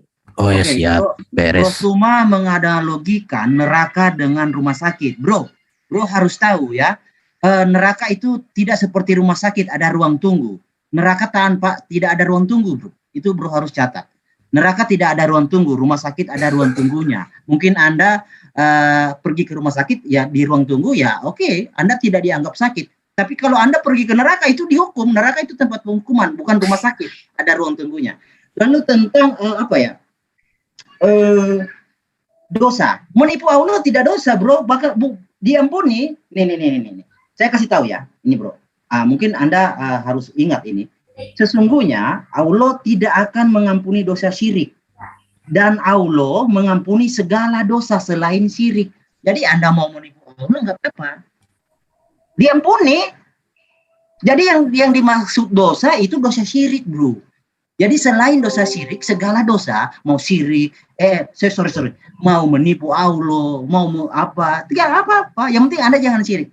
Makanya ini Jibril itu datang kepada Muhammad bawa kabar gembira. Nah, Jibril menarasikan kabar gembira. Kenapa kawan-kawan Muslim menarasikan kabar buruk? Nah, kalau dimasukkan ke neraka itu kabar buruk, laknat kan? Nah, artinya berubah makna rahmat ini menjadi laknat. Nah, ini saya kasih tahu. Ini Sahih Muslim 137. Nih, saya mendengar ya Jibril mendatangiku lalu memberikan kabar gembira. Kabar gembira, bro. Di situ narasinya siapa yang meninggal dari umatmu dalam keadaan itu dalam komparasi ke surah 4 ayat 48 ya, An-Nisa 48. Bahwa hanya dosa syirik yang tidak diampuni. Dosa menipu Allah diampuni karena itu bukan dosa syirik. Ya. Bahwa orang yang meninggal dari umatmu dalam keadaan tidak meninggal, ya ini narasinya, orang yang meninggal dari umatmu dalam keadaan tidak mensyirikkan Allah, apapun saya masuk surga. Maka bertanya, ini orang yang meninggal narasinya, dia berzina atau mencuri, mati dalam keadaan berzina atau mencuri, dia belum percaya. Iya, sekalipun itu. Nah itu, kalau itu baru benar Islam agama rahmat. Oh, ini jawaban Bang Kingpin atau siapa ini? Sebentar, biarkan dia dulu. Nah, kita udah tahu Herdi. Si Herdi kan memang begitu. Biarkan aja Bang Duma dengan Bang Kingpin tadi juga nanya, biar mau dia jawab apa enggak. Nanti kita lagi-lagi aja tekankan. Dia kan berdua sama Erben. Bang Duma sama Bang Kingpin saja. Jadi Herdi, kamu mau menghabiskan waktumu semuanya atau mau berbagi dengan Erben? Sedikit lagi nanti. Sudah 36, 2 menit lagi. Nanti pertanyaan Bang Kingpin kabur gitu. Harusnya pertanyaan Bang Kingpin. Kenapa dipotong-potong waktunya, nanti habis. Sabar, sabar. Biar Bang Ade, biar aja Bang Ade. Silakan. Mau bergantian dengan Bang Erben atau kamu mau habiskan masih sendiri? Masih dilanjut Herdi, tadi belum lanjut Herdi kok. Lanjut Herdi. Oke, saya lanjut ya. Jadi bro, narasi Bang Suma tentang Islam itu sebagian ke neraka, sebagian ke surga langsung, itu keliru. Karena narasi itu dibantah tegas oleh Quran surat 71, hadis yang Muslim, hadis Bukhari, semua hadis Ibnu Majah, semua hadis membantah narasi Bang Suma, Bro Suma. Nah di sini Bro Suma harus bisa memahami itu. Jadi yang menjadi rujukan Bro Suma ini Quran dan hadis atau asumsi Bro. Nah gitu. Jadi di sini saya mempermasalahkan Islam itu sebenarnya agama rahmat, ya, karena semua orang yang beragama Islam, baik dia penjahat kelas kecil, kelas kakap, masuk surga semua tanpa bertobat. Itu bro. Kalau Anda mengatakan dicuci dosanya, itu buat Islam yang beragama, biar orang penjahat yang beragama Islam yang dosanya dicuci di neraka, dicelupkan di neraka, itu bukan rahmat tapi laknat bro. Paham ya? Jadi saya bukan menghujat, tetapi saya menyatakan sesuatu perbandingan rahmat dan laknat. Ternyata menurut Bro Suma ada Islam yang Islam bukan dalam pengertian rahmat, tetapi dalam pengertian laknat. Karena ada Islam dicuci dosanya di neraka. Tetapi gak usah khawatir, kalau ada Islam yang dicuci dosanya atau dicelupkan ke neraka, kasih tahu saya punya sandinya untuk keluar dari neraka. Oke. Gak usah di dalam neraka aja. 38 pas ya Herdi, dijawab sama Bang Duma. Bang Duma juga silakan pakai waktu 5 menit. Nanti tolong Bang Kingpin tekankan lagi pertanyaannya, mau Erben ke Herdi jawab. Tapi nanti tolong ya teman-teman Kristen, kalian kasihlah itu Citos bicara juga. Kasihan loh dari tadi aku tengok Citos itu. Ya silakan Bang Duma, 5 menit dari sekarang. Iya baik, jadi beginilah ketika orang itu melihat kuman dari Monas pakai pipet. Ya, jadi hanya satu hadits kemudian mereka jadikan sebagai hujah untuk mengklaim atau memahami Quran. Jadi gini, Al-Quran menjelaskan hadis yang Anda bawa itu tidak salah. Ya, selain mereka syirik, ya, itu mereka akan masuk ke dalam surga meskipun mereka mencuri, berzina dan seterusnya. Tapi tidak begitu cara memahaminya. Al-Quran menerangkan di dalam surah Al-Baqarah ayat 160, illal ladzina tabu wa aslahu wa bayyanu dan seterusnya. Illa, kecuali mereka yang bertaubat dengan mengadakan perbaikan. Ya, ini yang perlu saudara pahami. Jadi ketika kemudian orang ini tidak bertaubat tapi dia tidak melakukan perzinahan, ya endingnya masuk ke dalam, tidak melakukan kemusyrikan, endingnya masuk ke surga. Meskipun mereka berzina, ya. Meskipun mereka mencuri, ya. Tapi dosanya yang tidak dia lakukan dengan bertobat itu, kemudian harus dibersihkan dulu. Itu tidak melanggar kaidah. Jadi Al-Quran menerangkan, wa aqimis sholat tarafi nahari wa zulafa minal lail. Innal hasanati yuzhibna saya. Dzalika dzikral zakirin. Laksanakan sholat pada kedua ujung siang, pagi dan petang, dan pada bagian permulaan malam. Perbuatan-perbuatan ini kemudian adalah perbuatan yang menghapus kesalahan-kesalahan. Itu loh yang perlu Anda pahami. Jadi kalau mereka berzina, mereka bertobat, melakukan ibadah, amalan soleh, taubatan nasuha, tidak ada kemudian dosa bagi mereka ketika mereka itu bertaubat. Innallaha yuhibbut tawwabina wa yuhibbul mutatahhirin. Sesungguhnya Allah menyukai orang-orang yang bertaubat dan suka terhadap orang-orang yang selalu mensucikan diri dengan cara bertaubat. Tidak ada yang salah di situ ketika Anda membawa dalil ini. Lalu kemudian Anda mengatakan orang-orang munafik tadi tidak masuk ke dalam neraka dalam keadaan kekal di dalamnya. Dalilnya ada kok. Wa'adallahul munafiqina wal munafikati wal kuffar. Nah, ini disetarakan dengan orang-orang kafir ini, orang-orang munafik.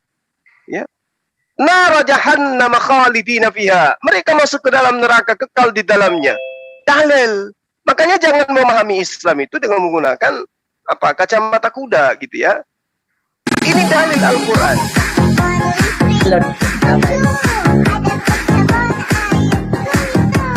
Siapa ini yang berani?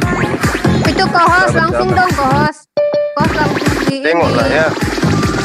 Tengoklah lihat coba. Kohos mana ini kohos? Tadi saya di room kalian saya di-kick. Kohos. Di room kami kalian begini. Kohos mana ini kohos ini?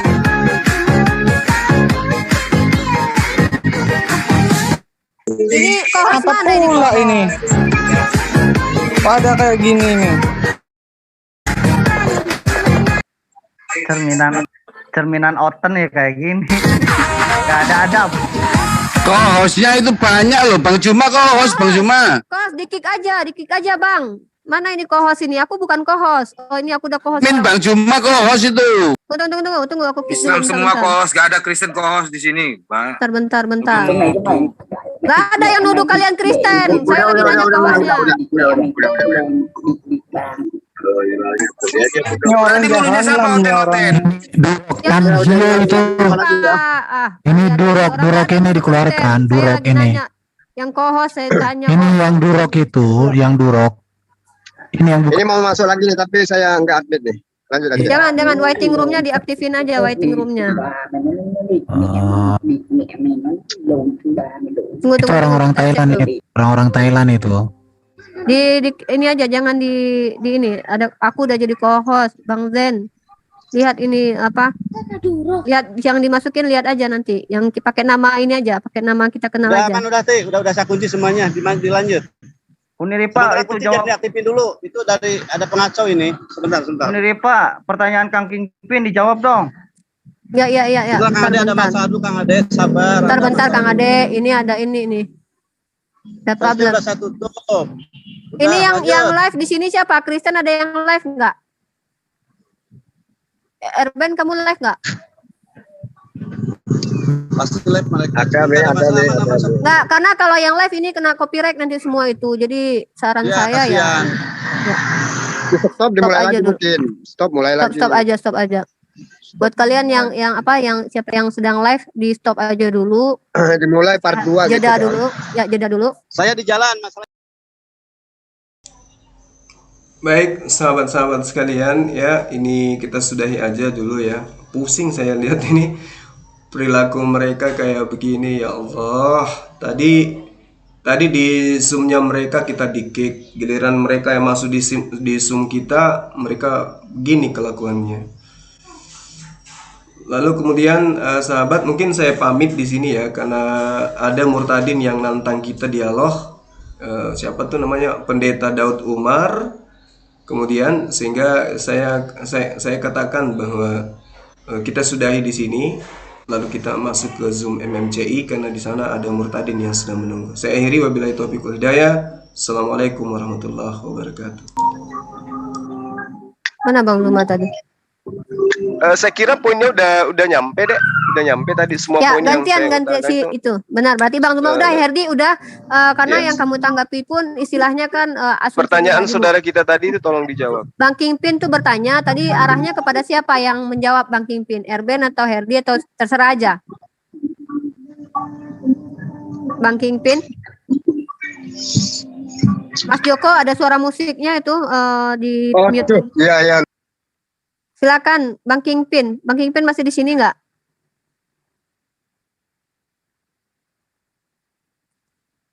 Citos pun udah pergi ya. Citos dari tadi raise hand, kasihan dia dari tadi.